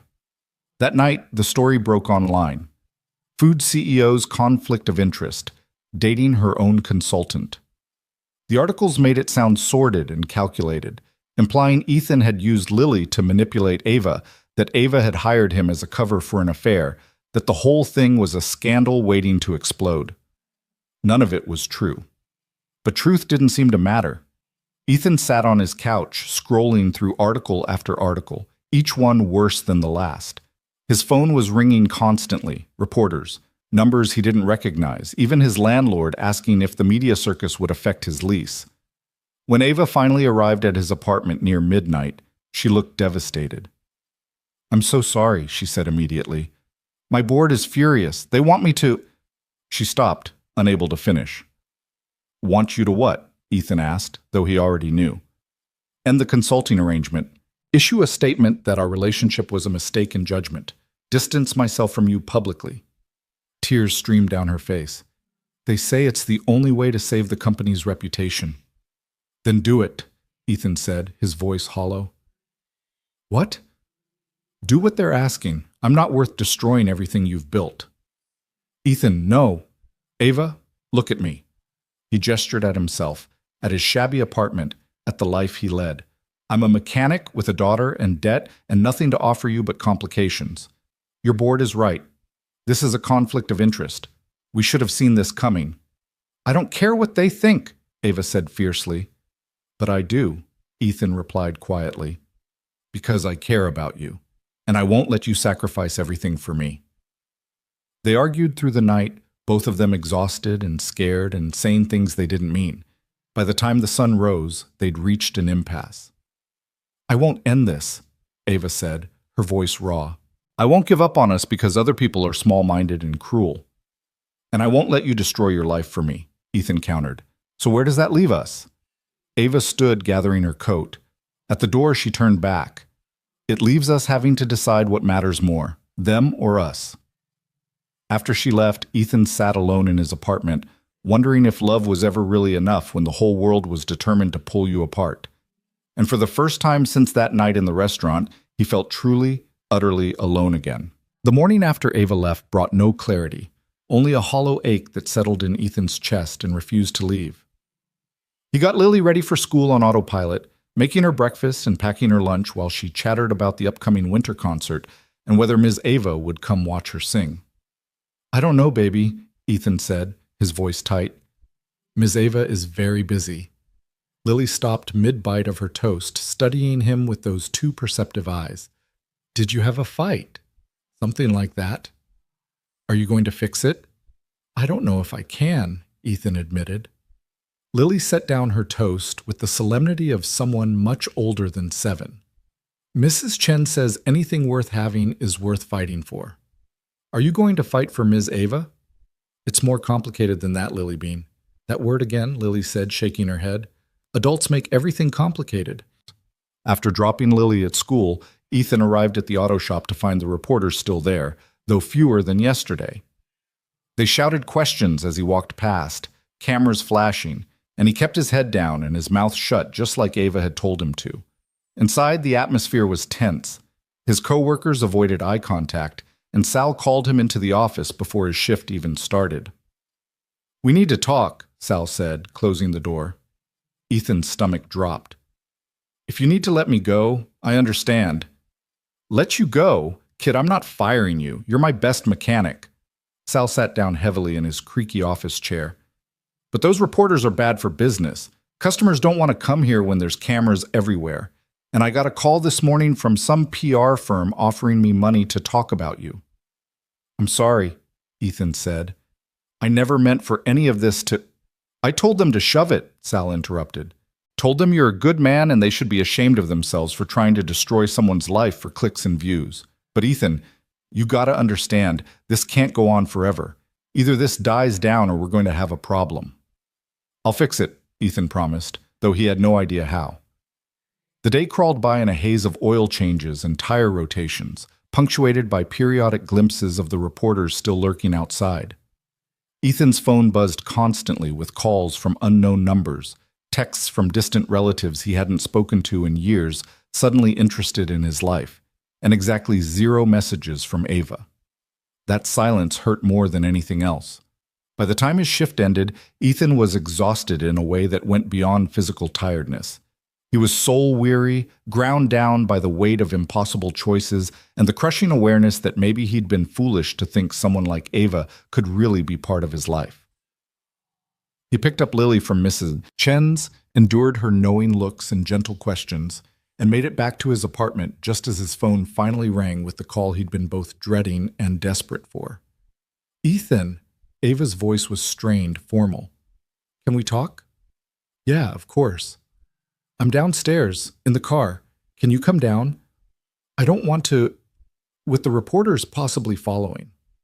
Ethan told Mrs. Chen he'd be right back and headed downstairs to find Ava's car idling by the curb.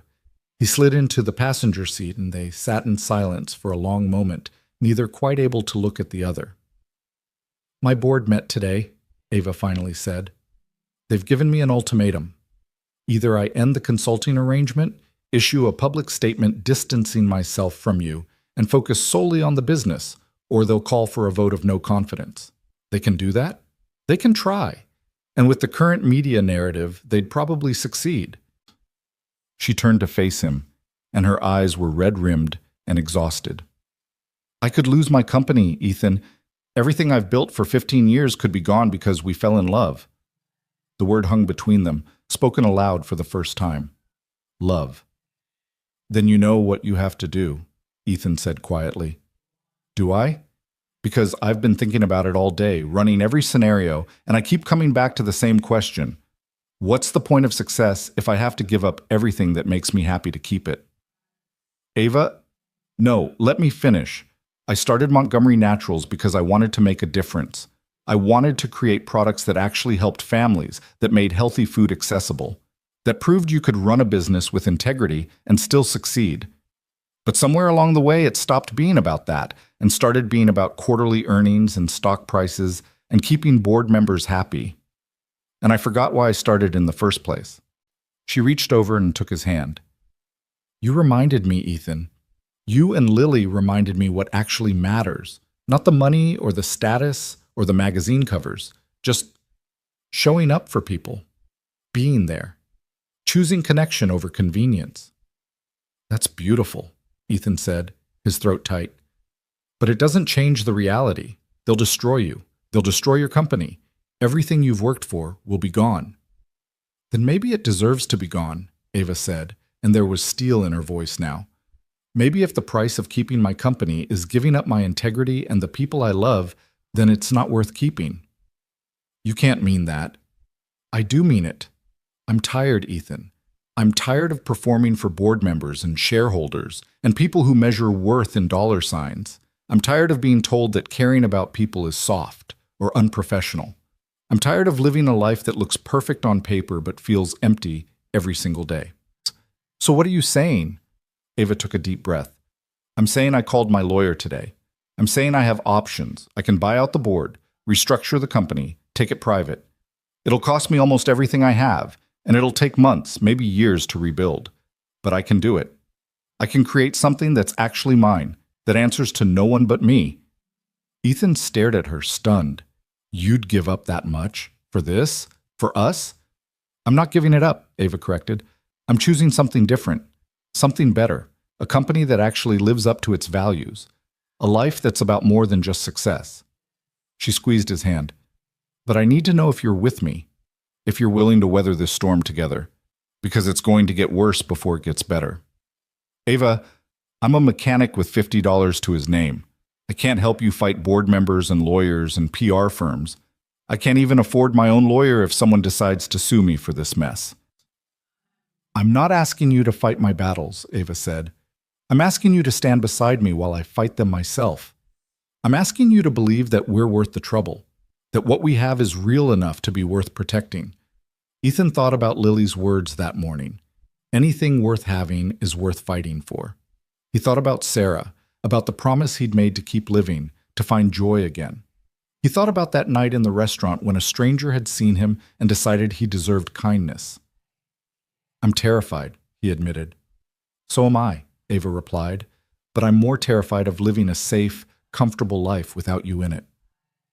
Ethan leaned across the console and kissed her, pouring everything he couldn't say into that one gesture. When they pulled apart, they were both crying. Okay, he said. Okay, we do this together. Together, Ava agreed. They sat in the car talking until late, making plans and acknowledging fears, and sometimes just holding hands in silence because words weren't enough. When Ethan finally went back upstairs, he found Lily and Mrs. Chen waiting up for him. Did you fix it? Lily asked immediately. We're trying, Ethan said. It might take a while, it might get messy, but we're trying. Lily threw her arms around him. Good, because I really like Ms. Ava, and I think she really likes us too. She does, baby girl, she really does. The next week was chaos. Ava went to war with her board, and the media ate it up. Headlines screamed about corporate coup attempts and love scandals and CEOs gone rogue. Ethan's name was everywhere, dissected and analyzed and frequently misspelled. Reporters camped outside his apartment building until the landlord threatened to call the police. Through it all, Ava stood firm. She held a press conference where she calmly explained that yes, she was in a relationship with her consultant, and yes, she should have disclosed it earlier, but no, it didn't change the quality of his work or the integrity of her company. She announced her intention to buy out the board members who opposed her and restructure Montgomery Naturals to better reflect its founding values. I started this company to make a difference, she said into the cameras, her voice steady and clear. Not to make people comfortable with my personal choices. And if some of you can't separate a woman's professional competence from her romantic life, then that says more about your biases than it does about my leadership. The clip went viral. The responses were mixed. Some praised her courage, others condemned her arrogance. But Ava didn't seem to care about the opinions anymore. She'd drawn her line in the sand. Meanwhile, Ethan continued showing up to work every day, head down, doing his job while the world speculated about his motives and his worth. Some customers avoided him now, made uncomfortable by the attention. Others went out of their way to support him, telling him they thought the whole thing was ridiculous and he should keep his chin up. Sal, bless him, stayed loyal. "Anyone gives you trouble, you send them to me," he'd said. "I'll tell them exactly what kind of man you are." The hardest part was Lily. She didn't fully understand what was happening, just that some people were saying mean things about her daddy and Ms. Ava on the internet. Ethan tried to shield her from the worst of it, but kids at school had parents who watched the news, and questions got asked. "Tommy's mom said, 'You're only dating Miss Ava for her money,'" Lily reported one afternoon, her voice small. Ethan's hands tightened on the steering wheel. "That's not true, Lily Bean." "I know. I told her you already loved Ms. Ava before we even knew she was rich. I told her about the restaurant and the pasta and how Ms. Ava came when I was sick." Lily paused. "She said I was making excuses for you." "Hey." Ethan pulled the car over, turning to face his daughter. "Look at me. Some people are going to believe whatever they want to believe, no matter what the truth is. And that's their problem, not ours. You know who I am. You know why I care about Ava. That's all that matters. But what if everyone thinks bad things about you?" "Then I'll know who my real friends are," Ethan said simply. "The people who stick around, who believe in us even when it's hard. Those are the people worth keeping." Lily nodded slowly, then asked, "Is Ms. Ava a real friend?"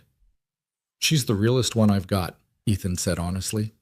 3 weeks after the story broke, Ava called with news. "It's done. The board members who wanted me out have accepted my buyout offer. I own 60% of the company now. It's officially mine." "Ava, that's incredible," Ethan said, relief flooding through him. "It's also terrifying," she admitted. "I just spent most of my personal fortune on a company that's currently embroiled in scandal. Every business analyst says I'm making a huge mistake. My parents won't return my calls. Half my staff is considering leaving." She paused.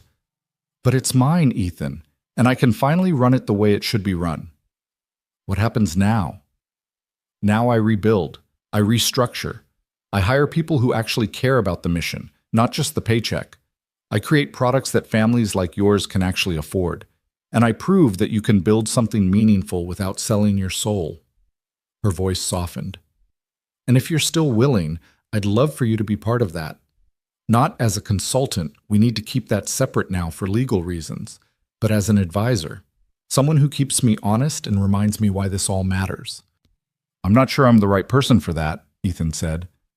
"You're the only person for that," Ava countered. "Will you think about it?" "I don't need to think about it," Ethan said. "Yes.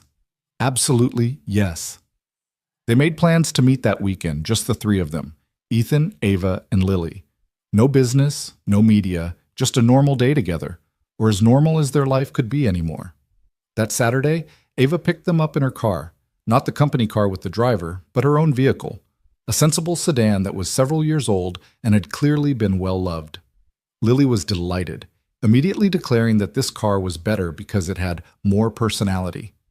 They drove to a state park an hour outside Boston, where the December air was crisp and clean and there wasn't a reporter in sight. They hiked a short trail to a frozen lake, Lily running ahead to slide on the ice near the shore, while Ethan and Ava walked hand in hand behind her. "This is nice," Ava said softly. "Peaceful. No board meetings? I fired half the board, remember? The meetings are much shorter now." She smiled, but there was exhaustion in it. "It's strange, you know. I spent so long being terrified of losing everything that I never stopped to ask if what I had was actually worth keeping." "Any regrets?" Ethan asked. "About restructuring the company?" "No. About us? Never." She leaned her head on his shoulder. "Though I could do without the death threats from internet trolls." Ethan stopped walking. "Death threats?" "Ava, you didn't tell me. It's just noise," she said quickly. "Online harassment comes with the territory when you're a woman in business who refuses to apologize for her choices. My security team is handling it."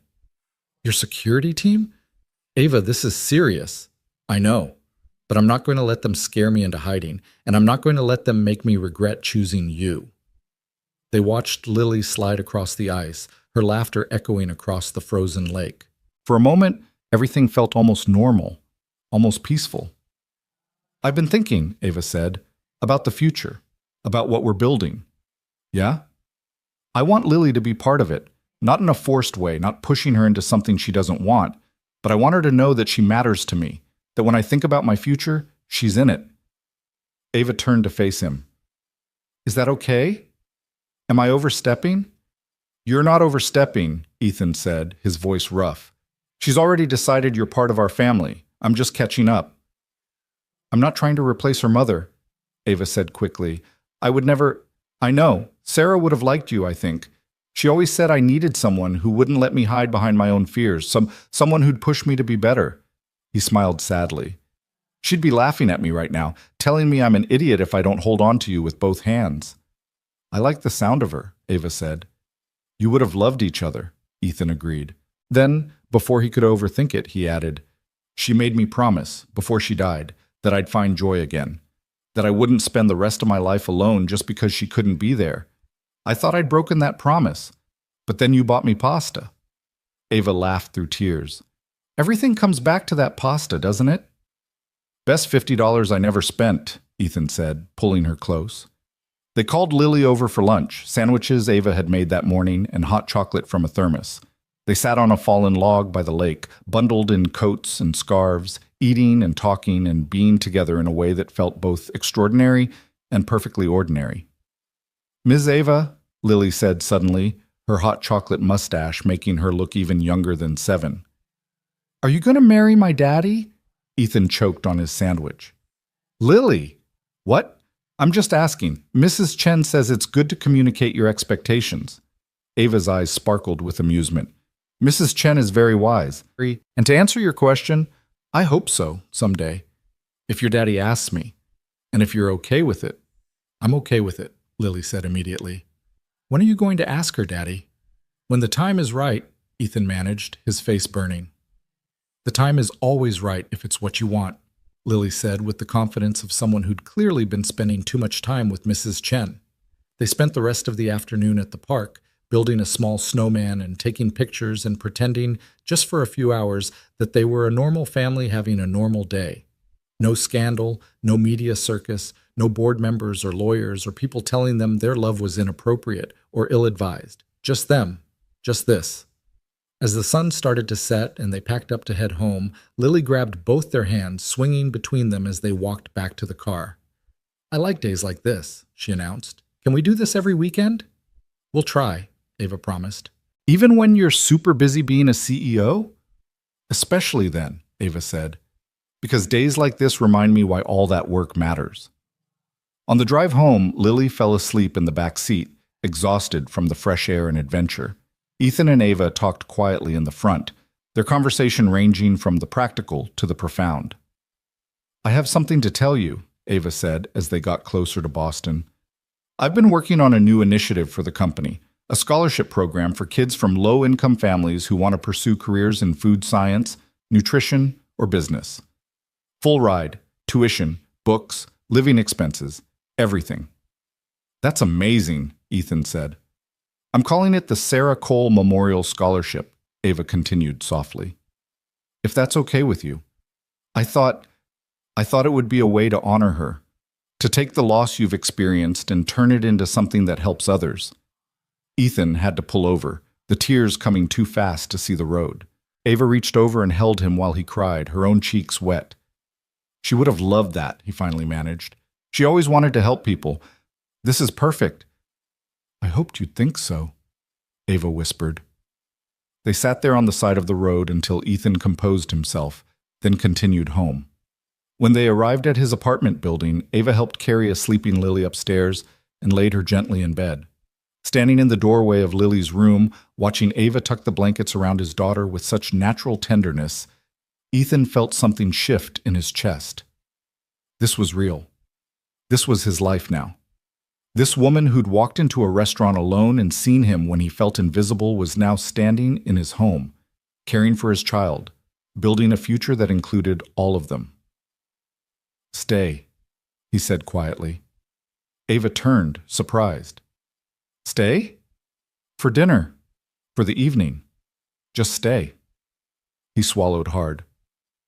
I know it's not fancy. I know I can't offer you what you're used to. But, Ethan Cole, if you finish that sentence with anything about not being good enough, I swear I will make you eat those words, Ava said, but she was smiling. I would love to stay. They ordered pizza and ate it on the couch, talking about everything and nothing. Ava told him about her plans for the company, about the products she wanted to develop, and the people she wanted to hire. Ethan told her about a scholarship program he'd found for adult learners at the community college, how he'd been thinking about maybe taking some business classes, seeing if he could learn more about the work Ava did. You'd be incredible at that, Ava said. You have natural instincts for what people need. That's not something you can teach. I barely graduated high school, Ethan reminded her. So? I know plenty of people with fancy degrees who don't have half your common sense or compassion. Education matters, but it's not everything. They talked until late, until Ava was fighting to keep her eyes open, and Ethan realized she'd had an even longer week than he had. He walked her to the door, reluctant to let the evening end. Thank you, Ava said, for today, for letting me be part of this, for not giving up on us even when it got hard. Thank you for fighting for us, Ethan replied, for choosing this even when everyone told you not to. She kissed him goodnight, soft and sweet and full of promise. I'll always choose this, she whispered against his lips.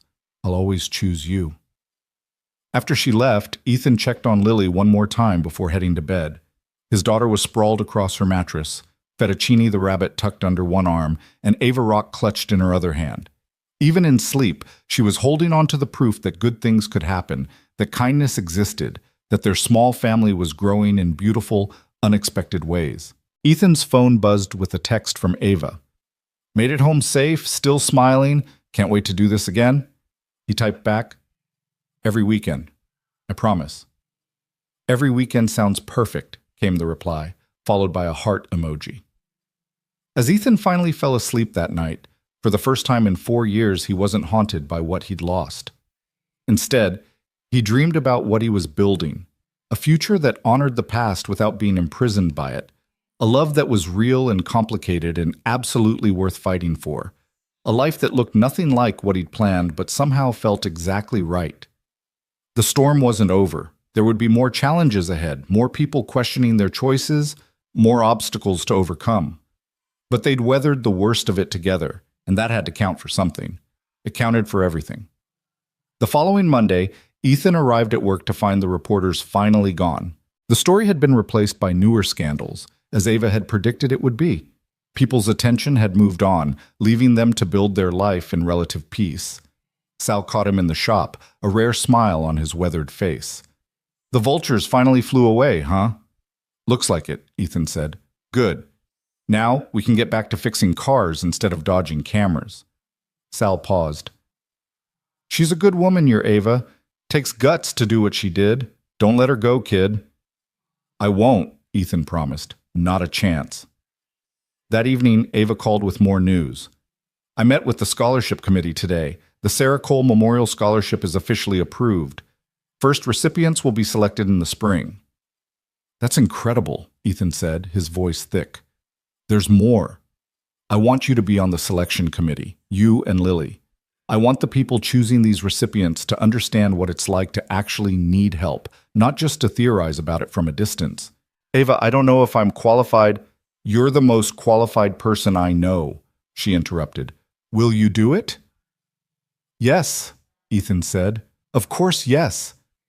They talked about the details, about the timeline and the criteria, and how they'd promote the program. But underneath the practical conversation, there was something else, a sense of rightness, of pieces falling into place, of a story that had started with humiliation and loneliness, transforming into something beautiful. I love you, Ava said suddenly. I know we haven't said it much, and maybe it's too soon, but I do. I love you, Ethan. I love Lily. I love this life we're building together. I love you too, Ethan replied, the words coming easier than he'd expected. I think I started loving you the night you bought me pasta. Best meal I ever purchased, Ava said, and he could hear the smile in her voice. That weekend, they returned to the state park with Lily, and the weekend after that, it became their ritual. their escape from the chaos of their lives, the place where they could just be together without performance or pretense. And slowly, carefully, they built something that neither of them had dared to hope for: a second chance at happiness, earned not through luck, but through choice, through showing up even when it was hard, through believing that love was worth the fight. Ethan had walked into that restaurant with $50 and a broken heart. He'd left with something infinitely more valuable: the understanding that sometimes the worst moments in our lives are just the beginning of the best ones, if we're brave enough to stay and see what happens next. And he was done running from happiness, done believing he didn't deserve good things, done letting fear make his choices for him. He was choosing love. He was choosing hope. He was choosing Ava and Lily and the messy, complicated, absolutely perfect life they were creating together. And for the first time since Sarah died, that felt like enough. It felt like everything.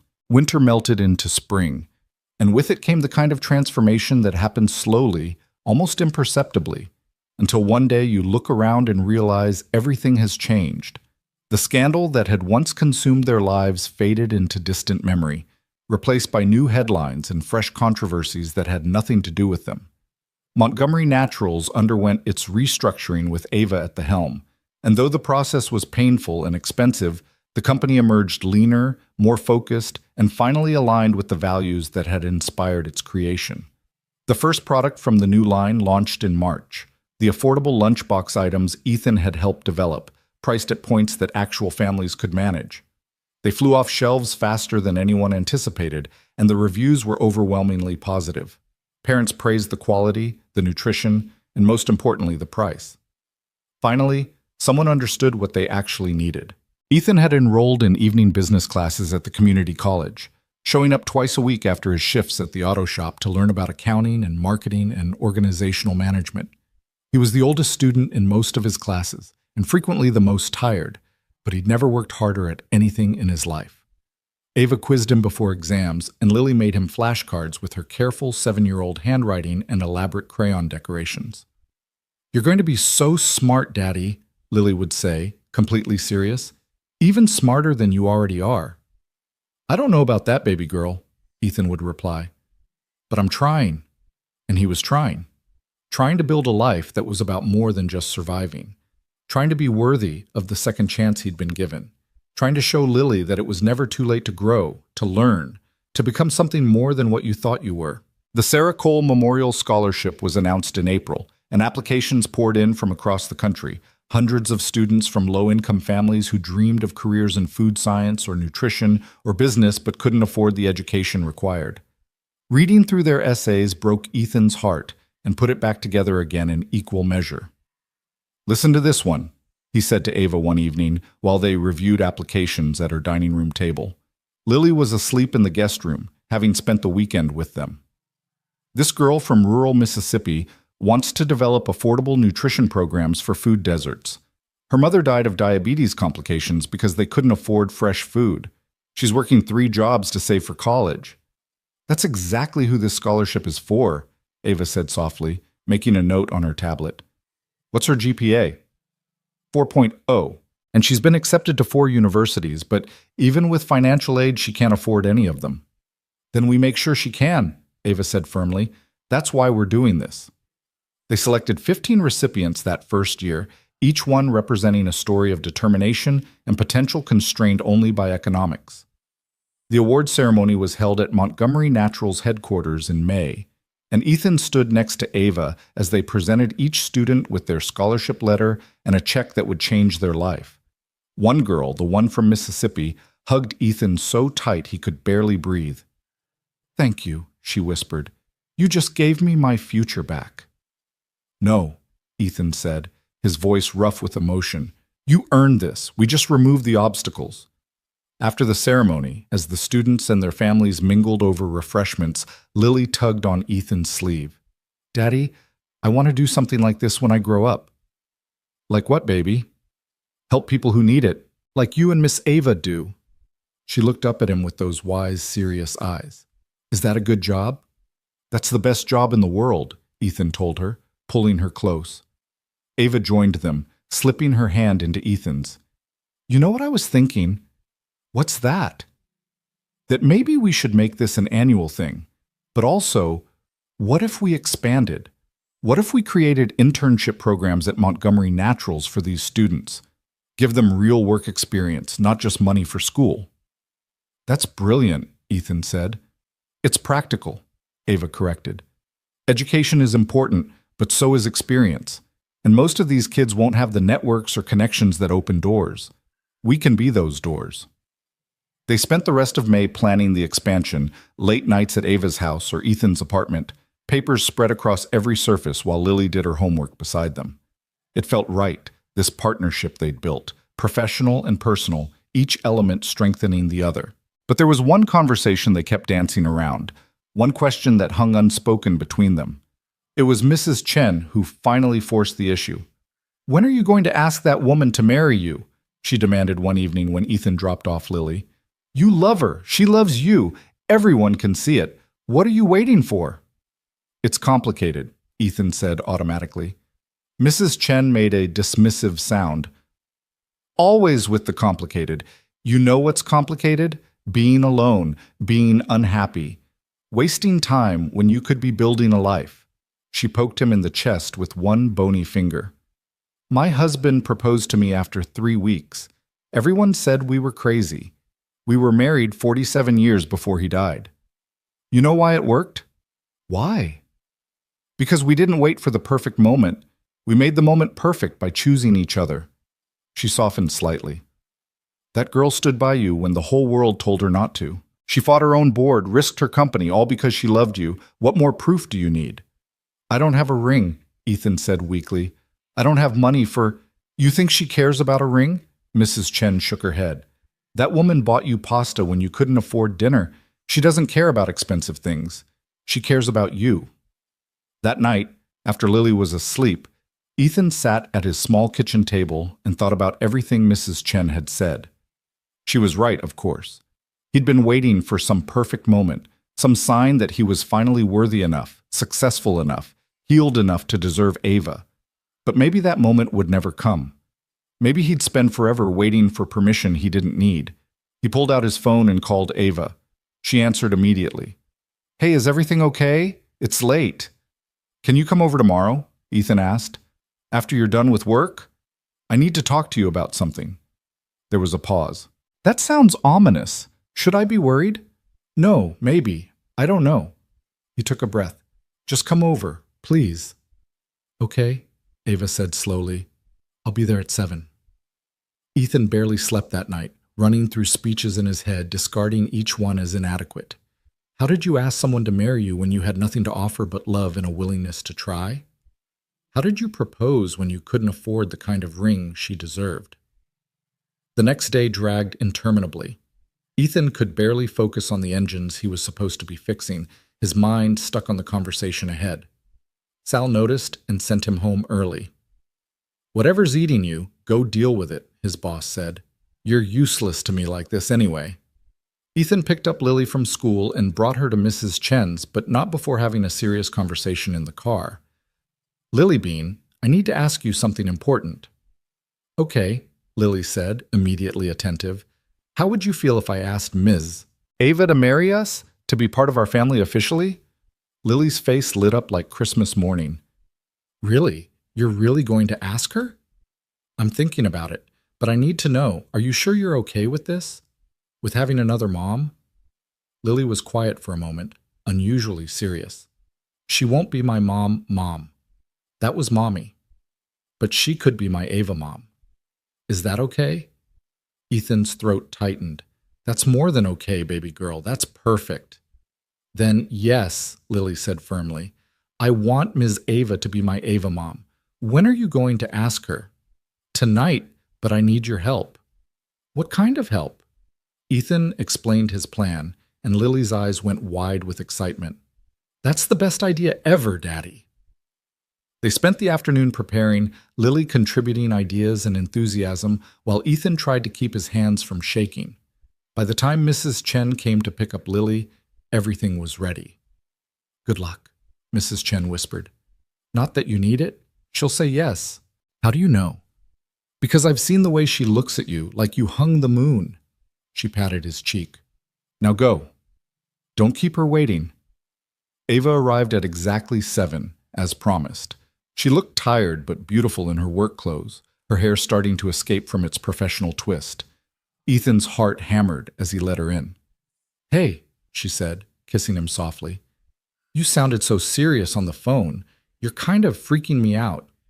"I'm freaking myself out," Ethan admitted. "Come sit down." They sat on his couch, the same threadbare piece of furniture where they'd shared tea and confessions and built the foundation of everything they'd become. Ava took his hand, worry creasing her forehead. "Ethan, what's going on? Are you okay? Is Lily okay?" "We're fine. Better than fine." He took a deep breath. "I've been thinking a lot lately about second chances. About how I came into that restaurant with $50 and a broken heart, convinced I'd never be worth loving again. And then you saw me. You really saw me. Not what I lacked or what I couldn't provide, but who I was underneath all the fear and grief. Ethan, please let me finish. I need to say this." He squeezed her hand. "You fought for us when it would have been easier to walk away.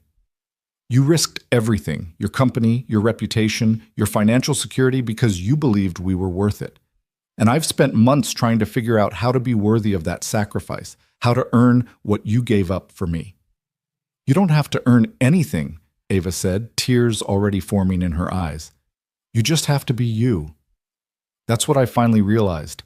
I don't need to wait until I'm successful enough, or healed enough, or perfect enough. I just need to choose you, the way you chose me. He stood up, his legs shaking, and pulled a small box from his pocket. It wasn't from a jewelry store. It was a carved wooden box Ethan had made himself in the auto shop, spending late nights sanding and polishing until it was smooth and perfect. Inside, resting on a cushion of cotton, was a simple silver band, not expensive, not elaborate, but chosen with care from an estate sale. But there was something else in the box, too. A pale blue river stone with white veins running through it. "That's..." Ava's voice broke. "Ava Rock," Ethan confirmed. "Lily insisted. She said it had to be part of this because it brought us together." He knelt down in front of her, the box open in his trembling hands. "Ava Montgomery, I don't have much. I can't give you expensive vacations or a big house or any of the things you deserve, but I can give you my whole heart. I can give you a daughter who adores you and calls you her Ava Mom. I can give you morning coffee and late-night conversations, and someone who will always, always choose you first." Tears streamed down Ava's face. "Ethan, I can give you Wednesday dinners and weekend hikes and a life that's real and messy and completely imperfect. And if that's enough, if I'm enough, then I'm asking, will you marry me?" For a moment, Ava couldn't speak. She just nodded frantically, covering her mouth with her hands. "Is that a yes?" Ethan asked, hope and terror warring in his chest. "Yes," Ava finally managed. "Yes, of course, yes. 1,000 times yes." He slid the ring onto her finger with shaking hands, and then she was pulling him up and kissing him, and they were both laughing and crying at the same time. When they finally pulled apart, Ava looked at the ring and the stone and started crying all over again. "It's perfect," she whispered. "You're perfect. This is perfect." "It's really not," Ethan said. "The ring is secondhand and the box is homemade and it's from you, which makes it more valuable than anything money could buy." She kissed him again. "When did you make the box?" "Over the last 3 weeks. Sal let me use the shop after hours. Nearly sanded my fingers off learning how to do it right. I love it. I love you. I love that you made this with your own hands." She picked up the blue stone, turning it over gently. "And Lily really wanted this included?"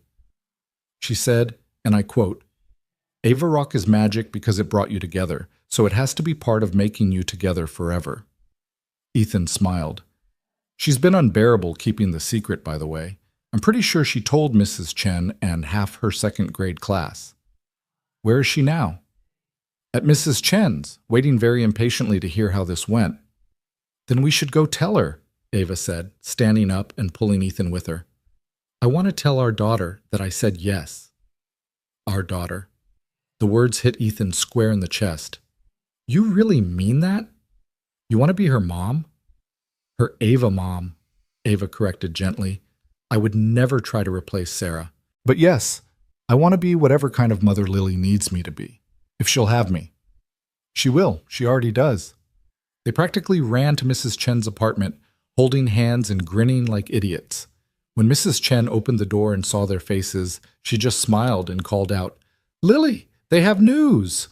Lily came running, took one look at Ava's hand, and screamed with joy. "You said yes! You said yes!" "I said yes," Ava confirmed, kneeling down to Lily's level. "Is that okay with you?" Instead of answering, Lily threw her arms around Ava's neck and hugged her so tight, Ethan heard Ava gasp. "You're going to be my Ava mom. We're going to be a real family."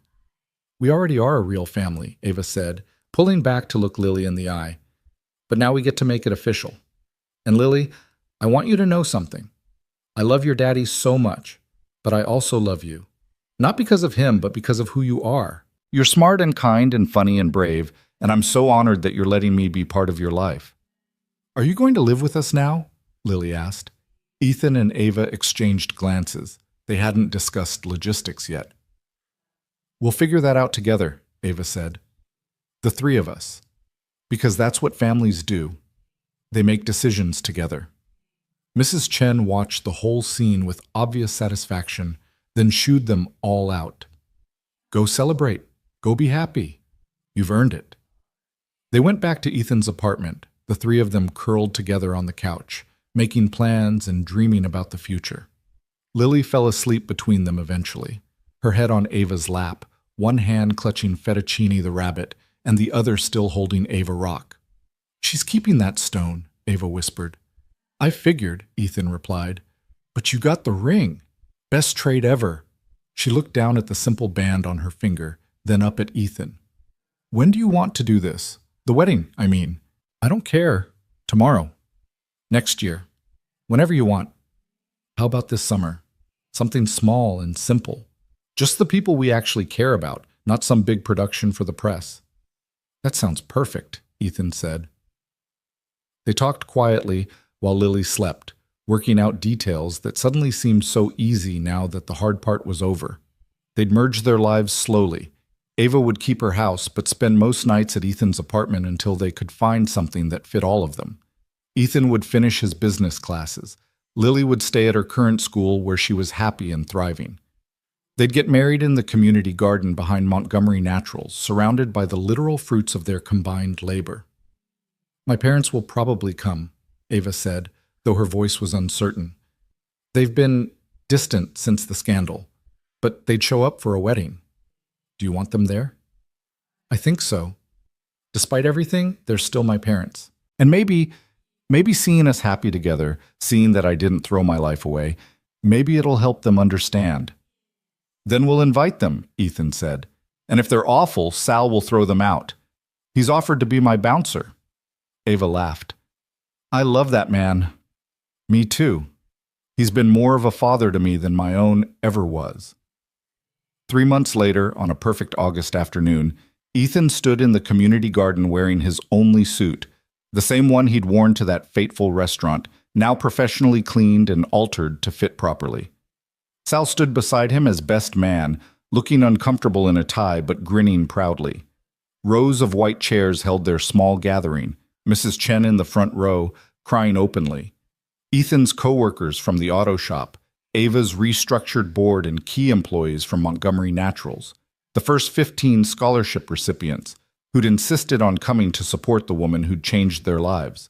And in the back, looking stiff but present, Ava's parents. But Ethan only had eyes for the end of the garden path, where Ava appeared in a simple cream dress holding Lily's hand. His daughter wore a pale blue dress that matched Ava Rock, which she carried carefully on a small pillow. They decided to walk together, the three of them officially joining their lives. When they reached Ethan at the makeshift altar, Lily handed him the stone. "For good luck," she whispered. "Because it's magic." The ceremony was short and heartfelt. They'd written their own vows, and when it was Ethan's turn to speak, he looked at Ava and somehow found the words. "A year ago, I came to a restaurant with $50 and no hope. I was convinced my story was over, that I'd used up my chance at happiness, and all that was left was survival. but you saw something in me I couldn't see in myself. You saw someone worth fighting for, worth believing in, worth loving. And in seeing me, you taught me how to see myself differently." His voice cracked, but he pushed through. "I promise to see you the same way, not as a CEO or a business leader or any of the titles the world gives you, but as Ava, the woman who buys pasta for strangers and plants gardens for families and believes that kindness is never wasted. The woman who took a chance on a mechanic and his daughter and never looked back even when it cost her everything." He held up the blue stone. "This rock represents the moment our lives intersected, the moment possibility became reality. And I promise to carry it with me always, as a reminder that the best things in life come when we show up with open hearts, even when we're terrified of what we might find." When Ava spoke her vows, there wasn't a dry eye in the garden. "Ethan, you asked me once why I cared so much, why I fought so hard for us when it would have been easier to walk away. The truth is, you made me remember who I was before success and money and board meetings. You reminded me that the point of having resources isn't to hoard them, but to share them. That leadership isn't about power, but about service. That love isn't a transaction, but a choice we make every single day." She took Lily's hands too. "And Lily, sweet, brilliant, brave Lily, you taught me that family isn't just biology. It's showing up, it's caring, it's choosing to see someone and letting them see you back. I promise to be the best Ava mom I can be, to love you and protect you and support your dreams, whatever they turn out to be, and to never, ever let a day go by without telling you how much you matter." When the officiant pronounced them married, the garden erupted in applause. Ethan kissed his wife, and then lifted Lily into their combined embrace while everyone cheered. The reception was held right there in the garden, with food from local restaurants Ava had supported throughout her restructuring and music from a string quartet composed of community college students. It wasn't elaborate or expensive, but it was real and joyful and exactly what they'd wanted. Ethan danced with Ava, then with Lily, then with Mrs. Chen, who cried on his shoulder and told him she'd always known this would happen. Sal gave a rambling, emotional toast that made everyone laugh and cry in equal measure. Even Ava's parents seemed to thaw slightly, her mother pulling Ethan aside at one point. "I didn't understand," she said quietly.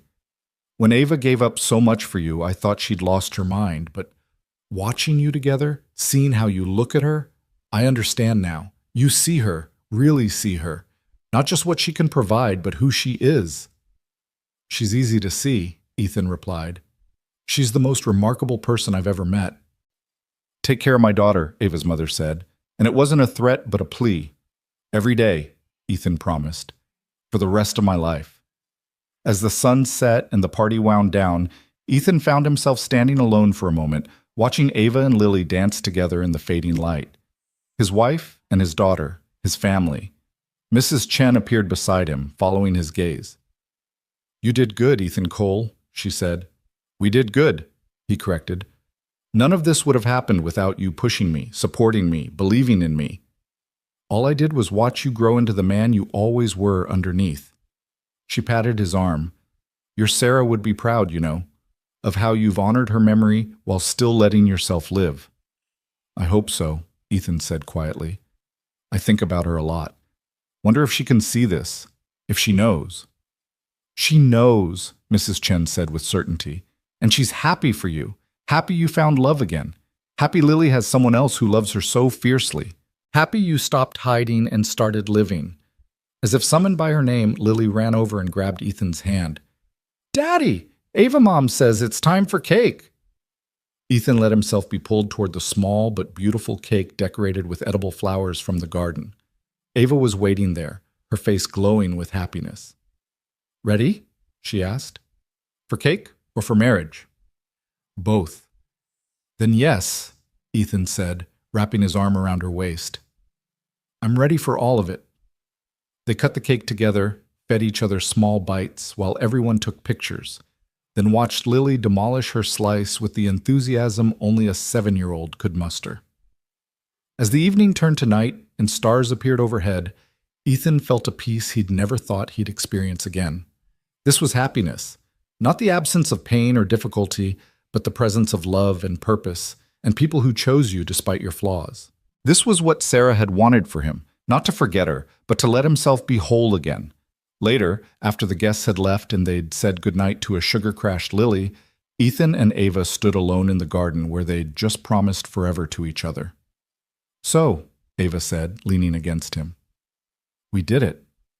We did. How do you feel?" Ethan considered the question. Grateful, terrified, hopeful, in love, all of it at once. "That sounds about right." She turned to face him. "Ethan Cole, you've made me happier than I thought possible, and I promise you, every single day, I'm going to work to deserve this, to deserve you and Lily and the life we're building." "You already deserve it," Ethan said. "You deserve everything good in this world, and I'm going to spend the rest of my life making sure you know that." They kissed under the stars in the garden they'd helped plant, surrounded by evidence of the life they were creating together. A life built on kindness and courage and the simple act of showing up even when it's hard, especially when it's hard. 6 months later, Ethan graduated from his business program with honors. Ava and Lily sat in the front row cheering so loudly they disturbed the entire ceremony. The scholarship committee, which now included Ethan as an official board member, had expanded to offer support to 30 students. Montgomery Naturals had posted its first profitable quarter under the new structure, proving that doing good and doing well weren't mutually exclusive. And in a small apartment that had become too crowded for 3 people and all their love, Ethan packed boxes for their move to a new house. Nothing ostentatious, just a modest home with a yard for Lily and an office where Ava could work from home and a garage where Ethan could still tinker with engines because that's who he was and always would be. On moving day, as they loaded the last boxes into the truck, Ethan found the white business card Ava had given him that first night. It was worn and creased from being carried in his wallet for over a year, but the words were still legible. Ava Montgomery, CEO, Montgomery Naturals.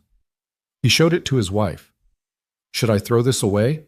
I don't need it anymore." "Keep it," Ava said, "as a reminder." Of what? Of the night everything changed. Of how $50 and a willingness to show up can transform your entire life. Of how kindness, real, genuine kindness, creates ripples that extend far beyond the original gesture. Ethan tucked the card back into his wallet, next to a photo of his 3 favorite people: Sarah, smiling at him from the past; Lily, gap-toothed and joyful in the present; and Ava, looking at him with love that promised the future. "Ready?" Ava asked, holding out her hand. Ethan took it, lacing their fingers together. "Ready." They drove to their new home together, Lily singing off-key in the back seat, Ava navigating while Ethan drove, the whole world spread out before them like an unwritten story waiting to be told. And if that story started in a restaurant where a broken man with $50 met a lonely woman who saw past his poverty to his potential, well, that was just proof that sometimes the best chapters begin in the most unexpected places. All you have to do is show up. Be seen. Let yourself be found. The rest, as they say, is just details. And oh, what beautiful details they were.